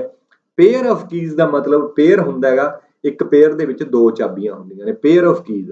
ਤਾਂ ਇਹ ਪੁਆਇੰਟ ਗਲਤ ਹੋ ਗਿਆ, ਕਿਉਂਕਿ ਸਿਮੈਟ੍ਰਿਕ ਦੇ ਵਿੱਚ ਆਪਾਂ ਕੀ ਪੜ੍ਹਿਆ, ਇੱਕੋ ਹੀ ਚਾਬੀ ਹੁੰਦੀ ਹੈ। ਸੀਕ੍ਰੇਟ ਚਾਬੀ ਜਿਹਨੂੰ ਕਹਿੰਦੇ ਆ, ਪ੍ਰਾਈਵੇਟ ਕੀ ਬੋਲਦੇ ਆ। ਏਸਿਮੈਟ੍ਰਿਕ ਦੇ ਵਿੱਚ ਦੋ ਚਾਬੀਆਂ ਹੁੰਦੀਆਂ ਨੇ, ਤਾਂ ਇਹ ਗੱਲ ਗਲਤ ਹੈ। ਉਹਨੇ ਨੋਟ ਕਰੈਕਟ ਹੀ ਪੁੱਛਿਆ ਤਾਂ ਆਨਸਰ ਇਹੀ। ਅਗਲਾ ਪੜ੍ਹ ਲੈਂਦੇ ਆ। Same algorithm with same key used for encryption and decryption, ਇਹ ਗੱਲ ਬਿਲਕੁਲ ਠੀਕ ਹੈ। It must impossible or at least impractical to decipher a message if not other information is available. ਤਾਂ ਇਹ ਬਹੁਤ ਹੀ ਵਧੀਆ ਪੁਆਇੰਟ ਹੈ। ਕਹਿੰਦਾ ਇਹ ਇੰਪੋਸੀਬਲ ਹੈ ਜਾਂ ਐਟਲੀਸਟ ਇੰਪ੍ਰੈਕਟੀਕਲ ਹੈ ਵੀ ਉਹਨਾਂ ਚਿਰ ਤੁਸੀਂ ਡੀਸਾਈਫਰ ਨਹੀਂ ਕਰ ਸਕਦੇ ਉਹਨੂੰ, ਯਾਨੀ ਕਿ ਡੀਕ੍ਰਿਪਟ ਨਹੀਂ ਕਰ ਸਕਦੇ ਡੇਟਾ ਨੂੰ, ਜੇਕਰ ਤੁਹਾਡੇ ਕੋਲੇ ਉਹ ਪ੍ਰੋਪਰ ਕੀ ਚਾਬੀ ਨਹੀਂ ਹੈਗੀ ਸਿਮੈਟ੍ਰਿਕ ਕੀ ਦੇ ਵਿੱਚ। ਤਾਂ ਇਹ ਵੀ ਗੱਲ ਠੀਕ ਆ, ਆਨਸਰ ਸੀ ਹੈ। ਪਰ ਇਸ ਤੋਂ ਪਹਿਲਾਂ ਆਪਾਂ ਇਹ ਪੜ੍ਹਿਆ ਜਿਵੇਂ ਇਨਕ੍ਰਿਪਸ਼ਨ ਪਲੇਨ ਟੈਕਸਟ ਮੈਸੇਜ ਹੁੰਦਾ, ਚਾਬੀ ਲਗਾਉਨੇ ਆ ਇਨਕ੍ਰਿਪਸ਼ਨ ਕੀ, ਤਾਂ ਆਪਣੇ ਕੋਲੇ ਇਨਕ੍ਰਿਪਸ਼ਨ ਹੋ ਜਾਂਦੀ ਹੈ। ਰਿਸੀਵਰ ਕੋਲੇ ਜਾ ਕੇ ਸੇਮ ਚਾਬੀ ਲਾ ਕੇ ਡੀਕ੍ਰਿਪਟ ਕਰ ਦਿੰਦੇ ਆ। ਇਨਕ੍ਰਿਪਸ਼ਨ ਨੂੰ ਅਸੀਂ ਐਨਕੋਡਿੰਗ ਬੋਲਦੇ ਆ, ਡੀਕ੍ਰਿਪਸ਼ਨ ਨੂੰ ਡੀਕੋਡਿੰਗ। ਇਨਕ੍ਰਿਪਸ਼ਨ ਨੂੰ ਅਸੀਂ ਮੈਂ ਹੋਰ ਇੱਕ ਸ਼ਬਦ ਵਰਤਿਆ ਸੀਗਾ, ਸਕ੍ਰੈਂਬਲਿੰਗ ਬੋਲਿਆ ਜਾਂਦਾ। ਤਾਂ ਸਿਮੈਟ੍ਰਿਕ ਕੀ ਨੂੰ ਅਸੀਂ ਆਲਸੋ ਨੋਨ ਐਜ਼ ਪ੍ਰਾਈਵੇਟ ਕੀ ਜਾਂ ਸੀਕ੍ਰੇਟ ਕੀ। ਇਹਦੇ ਵਿੱਚ ਸੇਮ ਚਾਬੀ ਵਰਤੀ ਜਾਂਦੀ ਹੈ ਇਨਕ੍ਰਿਪਸ਼ਨ ਤੇ ਡੀਕ੍ਰਿਪਸ਼ਨ ਦੇ ਲਈ। ਸੇਮ ਏਸਿਮੈਟ੍ਰਿਕ ਦੇ ਵਿੱਚ ਪਬਲਿਕ ਕੀ ਵਰਤੀ ਜਾਂਦੀ ਹੈ, ਇਹਨੂੰ ਪਬਲਿਕ ਕੀ ਇਨਕ੍ਰਿਪਸ਼ਨ ਕਿਹਾ ਜਾਂਦਾ। ਦੋ ਚਾਬੀਆਂ ਹੁੰਦੀਆਂ ਨੇ, ਇੱਕ ਪਬਲਿਕ ਕੀ, ਇੱਕ ਪ੍ਰਾਈਵੇਟ ਕੀ। ਪਬਲਿਕ ਕੀ ਹੈ ਜਿਹੜੀ ਇਨਕ੍ਰਿਪਸ਼ਨ ਦੇ ਲਈ, ਪ੍ਰਾਈਵੇਟ ਕੀ ਹੈ ਡੀਕ੍ਰਿਪਸ਼ਨ ਦੇ ਲਈ। ਇਹ ਮੈਂ ਲਗਾਤਾਰ ਲੈਵਲ 2 ਤੇ ਲੈਵਲ 3 ਦੇ ਵਿੱਚ ਸਿਕਿਉਰਿਟੀ ਚੈਪਟਰ ਦੇ ਵਿੱਚ ਲਗਾਤਾਰ ਕਰਾ ਰਿਹਾ। ਮੈਂ ਇਸ ਦਾ ਰੀਜ਼ਨ ਵੀ ਇਹੀ ਹੈ ਵੀ ਜੇ ਆਪਾਂ ਹਰ ਵੀਡੀਓ 'ਚ ਇਹਦੇ ਬਾਰੇ ਗੱਲ ਕਰਾਂਗੇ ਤਾਂ ਸਾਨੂੰ ਜਿਹੜਾ ਹੈ ਇਹ ਚੀਜ਼ਾਂ ਯਾਦ ਹੋ ਜਾਣਗੀਆਂ, ਸਮਝ ਆ ਜਾਣਗੀਆਂ, ਸਾਡੇ ਦਿਮਾਗ 'ਚ ਬੈਠ ਜਾਣਗੀਆਂ। ਨਹੀਂ ਤਾਂ ਮੈਂ ਇਹਦਾ ਇੱਕੋ ਹੀ ਪਾਰਟ ਦੇ ਵਿੱਚ ਵੀ ਕੰਪਲੀਟ ਕਰ ਸਕਦਾ ਸੀ, ਪਰ ਰਿਪੀਟ ਮੈਂ ਆਪਾਂ ਇਸੇ ਕਰਕੇ ਕੀਤੀਆਂ ਨੇ ਵੀ ਕਿਉਂਕਿ ਇਹਦੇ ਤੇ ਸਵਾਲ ਬਹੁਤ ਜ਼ਿਆਦਾ ਪੁੱਛੇ ਗਏ ਨੇ ਸਿਮੈਟ੍ਰਿਕ ਤੇ ਏਸਿਮੈਟ੍ਰਿਕ ਦੇ ਵਿੱਚ।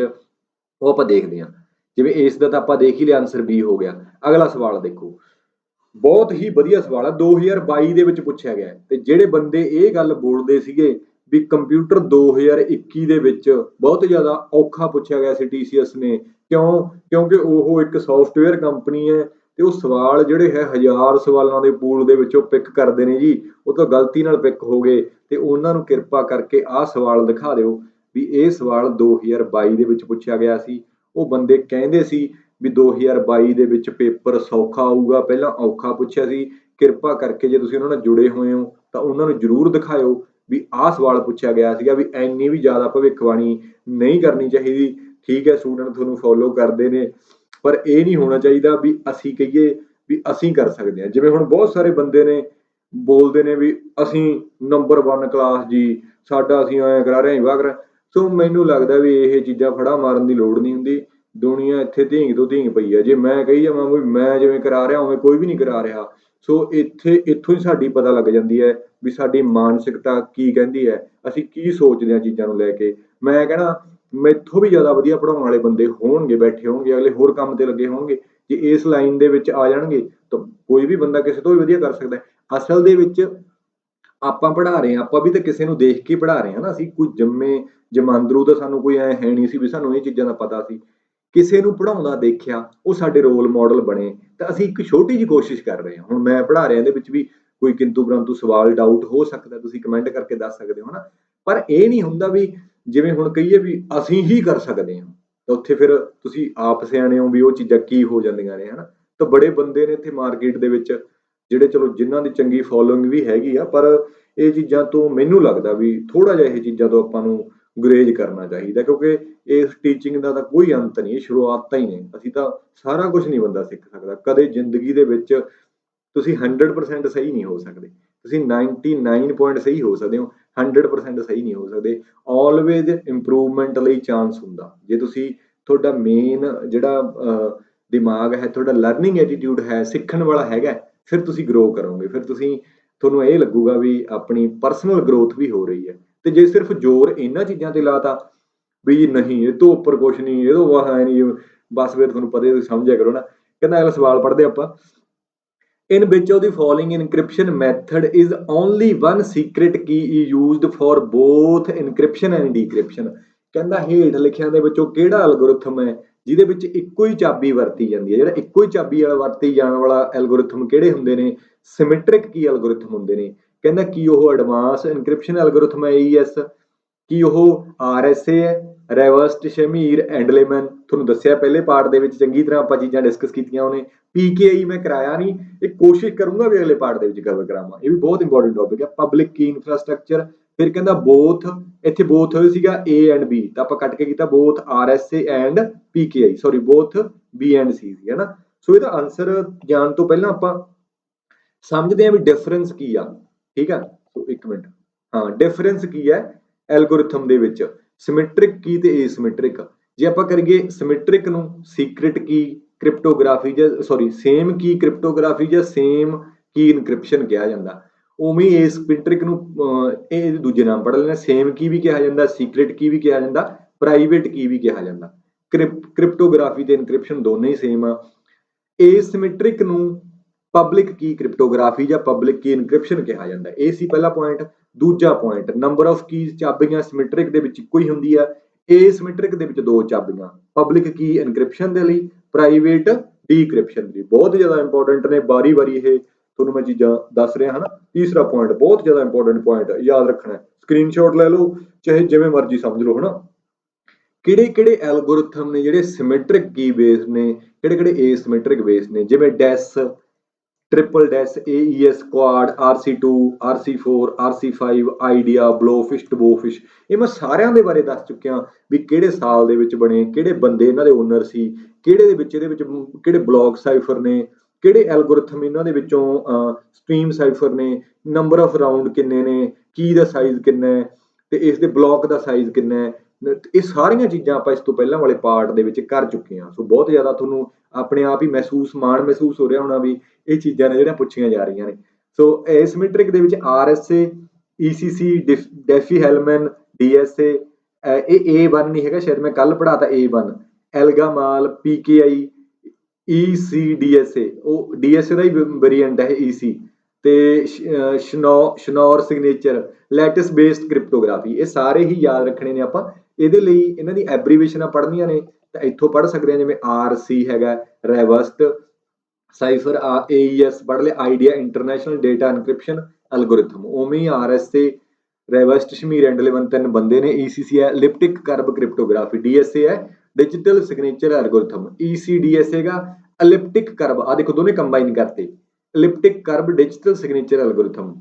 ਸਿਚਨੌਰ ਸਿਗਨੇਚਰ, ਇਹ ਬਹੁਤ ਜ਼ਿਆਦਾ ਇੰਪੋਰਟੈਂਟ ਹੈ ਬਿਟਕੋਇਨ ਦੇ ਵਿੱਚ ਤੇ ਬਲੌਕ ਚੇਨ ਟੈਕਨੋਲੋਜੀ ਦੇ ਵਿੱਚ। ਬਲੌਕ ਚੇਨ ਟੈਕਨੋਲੋਜੀ ਵੀ ਫਿਊਚਰ ਦੀ ਜਿਹੜੀ ਟੈਕਨੋਲੋਜੀ ਹੈ ਇਸੇ ਨੇ ਹੀ ਛਾ ਜਾਣਾ। ਜਿਵੇਂ ਬਿਟਕੋਇਨ ਕ੍ਰਿਪਟੋ ਕਰੰਸੀ ਹੈ, ਉਵੇਂ ਹੀ ਬਲੌਕ ਚੇਨ ਟੈਕਨੋਲੋਜੀ ਵੀ ਹੈ।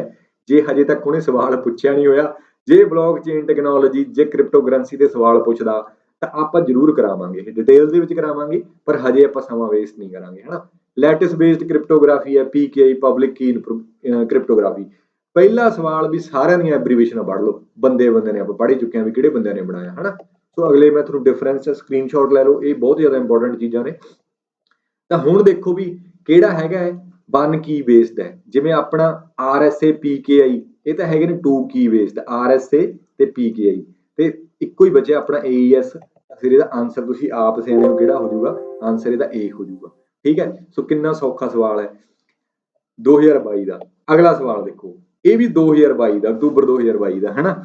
ਸੋ ਇਹਦੇ ਵਿੱਚੋਂ ਸੇਮ ਜਿਹੇ ਕੁਐਸਚਨ ਨੇ, ਦੇਖੋ ਕਹਿੰਦਾ which of the following are example of asymmetric encryption method. ਪਿਛਲੇ ਚ ਸਿਮੈਟ੍ਰਿਕ ਪੁੱਛ ਗਿਆ, ਇਸ ਦੇ ਵਿੱਚ ਏਸਿਮੈਟ੍ਰਿਕ ਪੁੱਛ ਲਿਆ ਉਹਨੇ, ਤਾਂ ਡੈਸ ਸਿਮੈਟ੍ਰਿਕ ਹੈ, ਇਹ ਆਨਸਰ ਨਹੀਂ ਹੈਗਾ। AES ਹੁਣੀ ਪੜ੍ਹ ਕੇ ਆ, ਸਿਮੈਟ੍ਰਿਕ ਹੈ। RSA ਏਸਿਮੈਟ੍ਰਿਕ ਹੈ, PKI ਏਸਿਮੈਟ੍ਰਿਕ ਹੈ। ਤਾਂ ਤੀਜਾ ਤੇ ਚੌਥਾ ਆਨਸਰ ਹੈਗਾ D। ਐਂ ਗਰਦ ਠਾਈ ਦੀ ਹੈ, ਗਰਦ ਅਸੀਂ ਵੀ ਠਾਉਣੇ ਆ, ਪਰ ਅਸੀਂ ਐ ਨਹੀਂ ਕਹਿੰਦੇ ਵੀ ਗਰਦ ਅਸੀਂ ਠਾਉਣੇ ਆ, ਸਾਨੂੰ ਗਰਦ ਠਾਉਣੀ ਆਉਂਦੀ ਹੈ, ਅਸੀਂ ਨੰਬਰ 1 ਗਰਦ ਹੈ ਜੀ, ਦੇਖੋ ਪੰਜਾਬ ਦੀ ਨੰਬਰ 1, ਇਹ ਇਸ ਤਰ੍ਹਾਂ ਦੇ ਕੋਈ ਨਹੀਂ ਕਰਦੇ। ਅਸੀਂ ਵੀ ਗਰਦ ਠਾਉਣੇ ਆ, ਅਸੀਂ ਕਹਿੰਦੇ ਆ ਵੀ ਤੁਸੀਂ ਵੀ ਠਾ ਸਕਦੇ ਹੋ, ਪਰ ਅਸੀਂ ਵੀ ਆਪਦੀ ਗਰਦ ਠਾਉਣੇ ਆ, ਠੀਕ ਹੈ। ਸੋ ਅਗਲਾ ਸਵਾਲ ਹੈ, ਇਹ ਵੀ ਆਪਾਂ ਪਹਿਲੇ ਪਾਰਟ ਦੇ ਵਿੱਚ ਚੰਗੀ ਤਰ੍ਹਾਂ ਆਪਾਂ ਡਿਟੇਲ ਦੇ ਵਿੱਚ ਡਿਸਕਸ ਕੀਤਾ, ਇੱਕ ਪੁਆਇੰਟ ਰਹਿ ਗਿਆ ਸੀ, ਉੱਥੇ ਮੈਂ ਦੱਸੂਗਾ, ਠੀਕ ਹੈ। ਸੋ ਕਹਿੰਦਾ which of the following is not correct regarding RSA। ਕਹਿੰਦਾ RSA ਦੇ ਰਿਗਾਰਡਿੰਗ ਹੇਠ ਲਿਖਿਆਂ ਦੇ ਵਿੱਚੋਂ ਕਿਹੜਾ ਕਰੈਕਟ ਨਹੀਂ ਹੈਗਾ। ਤਾਂ ਪਹਿਲਾਂ ਮੈਂ ਦੱਸਦਾ ਤੁਹਾਨੂੰ, ਕਹਿੰਦਾ ਇਟ ਵਾਸ ਡਿਸਕਵਰਡ ਬਾਏ 3 ਡਿਸਕਵਰਸ। ਇਹ ਗੱਲ ਬਿਲਕੁਲ ਠੀਕ ਹੈ ਵੀ 3 ਡਿਸਕਵਰਸ ਜਿਹੜੇ ਬੰਦੇ ਨੇ, ਐਂਡਲੇਮਨ, R ਤੇ ਰੈਵਸਟ, A ਤੇ ਪਤਾ ਨਹੀਂ ਐਂਡਲੇਮਨ, S ਤੇ ਸ਼ਮੀਰ, 3 ਬੰਦਿਆਂ ਨੇ ਕੀਤਾ ਸੀ ਐਟ ਹਾਰਵਰਡ। ਉਹਨੂੰ ਯੂਨੀਵਰਸਿਟੀ ਵੀ ਪੁੱਛ ਲਈ, ਦੇਖੋ ਬੰਦੇ ਕਹਿੰਦੇ ਆ ਵੀ ਉੱਤੋਂ ਕਰਾਈ ਜਾਊ ਜੀ। ਹੁਣ ਉਹ ਮੈਂ ਇਹ ਸਵਾਲ ਮੈਨੂੰ ਪਤਾ ਨਹੀਂ ਸੀਗਾ ਜਦੋਂ ਮੈਂ ਪਹਿਲਾ ਪਾਰਟ ਬਣਾਇਆ ਨਾ, ਮੈਨੂੰ ਨਹੀਂ ਪਤਾ ਸੀ ਇਹ ਸਵਾਲ ਪੁੱਛਿਆ ਹੋਇਆ, ਇਹ ਪਏ ਹੋਏ ਸੀ ਪਹਿਲਾਂ ਦੇ ਮੇਰੇ ਕੱਢੇ ਹੋਏ ਲੈਵਲ ਵਾਈਜ਼ ਵੰਡੇ ਹੋਏ। ਤੇ ਜਦੋਂ ਮੈਂ ਅੱਜ ਪੜ੍ਹਿਆ ਇਹ ਵੀਡੀਓ ਬਣਾਉਣ ਹੋਏ, ਮੈਂ ਕਿਹਾ ਯਾਰ ਆਪਦੇ ਜਣੇ ਮੈਂ ਕਵਰ ਸਾਰਾ ਕਰ ਗਿਆ ਸੀ, ਪਰ ਫਿਰ ਵੀ ਕੋਈ ਚੀਜ਼ ਰਹਿ ਗਈ। ਤਾਂ ਹੁਣ ਡਿਟੇਲ ਦੇ ਵਿੱਚ ਆਪਾਂ ਚੀਜ਼ਾਂ ਕਵਰ ਕਰਨ ਦੇ ਲਈ ਬੈਚ ਮੈਂ ਤੁਹਾਡੇ ਨਾਲ ਕਮਿਟਮੈਂਟ ਕੀਤੀ ਹੋਈ ਹੈ ਵੀ ਜਿਹੜਾ ਬੈਚ ਸ਼ੁਰੂ ਕਰਾਂਗੇ ਉਹਦੇ ਵਿੱਚ ਫਿਰ ਆਪਾਂ ਕੱਲੀ ਗੱਲ ਕਰਨ ਦੀ ਕੋਸ਼ਿਸ਼ ਕਰਾਂਗੇ ਪੂਰੀ, ਹਨਾ। ਕਹਿੰਦਾ it was discovered by 3 discovers at Harvard. ਇਹ ਮੈਂ ਗੱਲ ਦੱਸੂਗਾ ਅੱਗੇ। It use 2 different keys for encoding and decoding. ਇਹ ਆਪਾਂ ਪਹਿਲਾਂ ਹੀ ਪੜ੍ਹ ਚੁੱਕੇ ਹਾਂ ਵੀ RSA ਹੈਗਾ ਜਿਹੜਾ ਇਹ ਏਸਿਮੈਟ੍ਰਿਕ ਕੀ ਬੇਸਡ ਹੈ। ਏਸਿਮੈਟ੍ਰਿਕ ਦੇ ਵਿੱਚ ਕਿੰਨੀਆਂ ਚਾਬੀਆਂ ਹੁੰਦੀਆਂ ਨੇ, 2 ਹੁੰਦੀਆਂ ਨੇ। ਤਾਂ ਆਹ ਗੱਲ ਬਿਲਕੁਲ ਠੀਕ ਹੈ। ਅਗਲਾ ਪੁਆਇੰਟ, ਤੀਜਾ ਛੱਡ ਦਿਓ ਫਿਰਦਾ ਤਾਂ, ਇਟ ਇਜ਼ ਐਨ ਏਸਿਮੈਟ੍ਰਿਕ ਕ੍ਰਿਪਟੋਗ੍ਰਾਫੀ ਐਲਗੋਰਿਥਮ। ਇਹਦਾ ਇੱਥੇ ਪਤਾ ਲੱਗ ਗਿਆ ਸਾਨੂੰ, ਤਾਂ ਹੀ ਇੱਕ ਦੂਜੇ ਨਾਲ B ਤੇ C D ਦਾ ਰਿਲੇਟਡ ਹੋ ਗਏ। ਆਹ ਵਾਲਾ ਪੁਆਇੰਟ ਮੈਂ ਤੁਹਾਨੂੰ ਪਹਿਲੇ ਪਾਰਟ ਦੇ ਵਿੱਚ ਚੰਗੀ ਤਰ੍ਹਾਂ ਦੱਸਿਆ ਸੀਗਾ ਵੀ ਆਹ ਸਾਨੂੰ ਪੁੱਛ ਸਕਦਾ। It is totally based on modular mathematics of number theory. ਇੱਕ ਕਹਿੰਦਾ totally modular mathematics of number theory ਦੇ ਬੇਸਡ ਹੈ। ਇਹ ਬਿਲਕੁਲ ਗੱਲ ਠੀਕ ਆ, ਤੇ ਮੈਂ ਪਹਿਲੇ ਪਾਰਟ ਦੇ ਵਿੱਚ ਇਹਦੇ ਵਿੱਚ ਕਵਰ ਵੀ ਕਰ ਚੁੱਕਿਆ ਵੀ ਜਿਹੜਾ ਆਪਾਂ ਸਿਕਿਉਰਿਟੀ ਦਾ ਲੈਵਲ 3 ਦਾ ਪਾਰਟ 1 ਡਿਸਕਸ ਕੀਤਾ ਸੀ, ਹਨਾ। ਉਹਦੇ ਚ ਆਪਾਂ ਤੁਹਾਨੂੰ ਮੈਂ ਦੱਸੀਆਂ ਸੀ ਗੱਲਾਂ ਇਹ। ਤਾਂ ਚਲੋ ਹੁਣ ਆਪਾਂ ਉਹੀ ਦੇਖ ਲੈਂਦੇ ਹਾਂ ਵੀ ਕੀ ਕਰਾਇਆ ਸੀ। 3 ਬੰਦੇ ਸੀ, ਰੌਨ ਰੈਵਸਟ, ਸ਼ਮੀਰ ਐਂਡ ਐਂਡਲੇਮਨ, ਹਨਾ। ਆਹ ਗੱਲ ਮੈਂ ਤੁਹਾਨੂੰ ਦੱਸਣੀ ਭੁੱਲ ਗਿਆ ਸੀ। ਕਹਿੰਦਾ conducted there research work at MIT।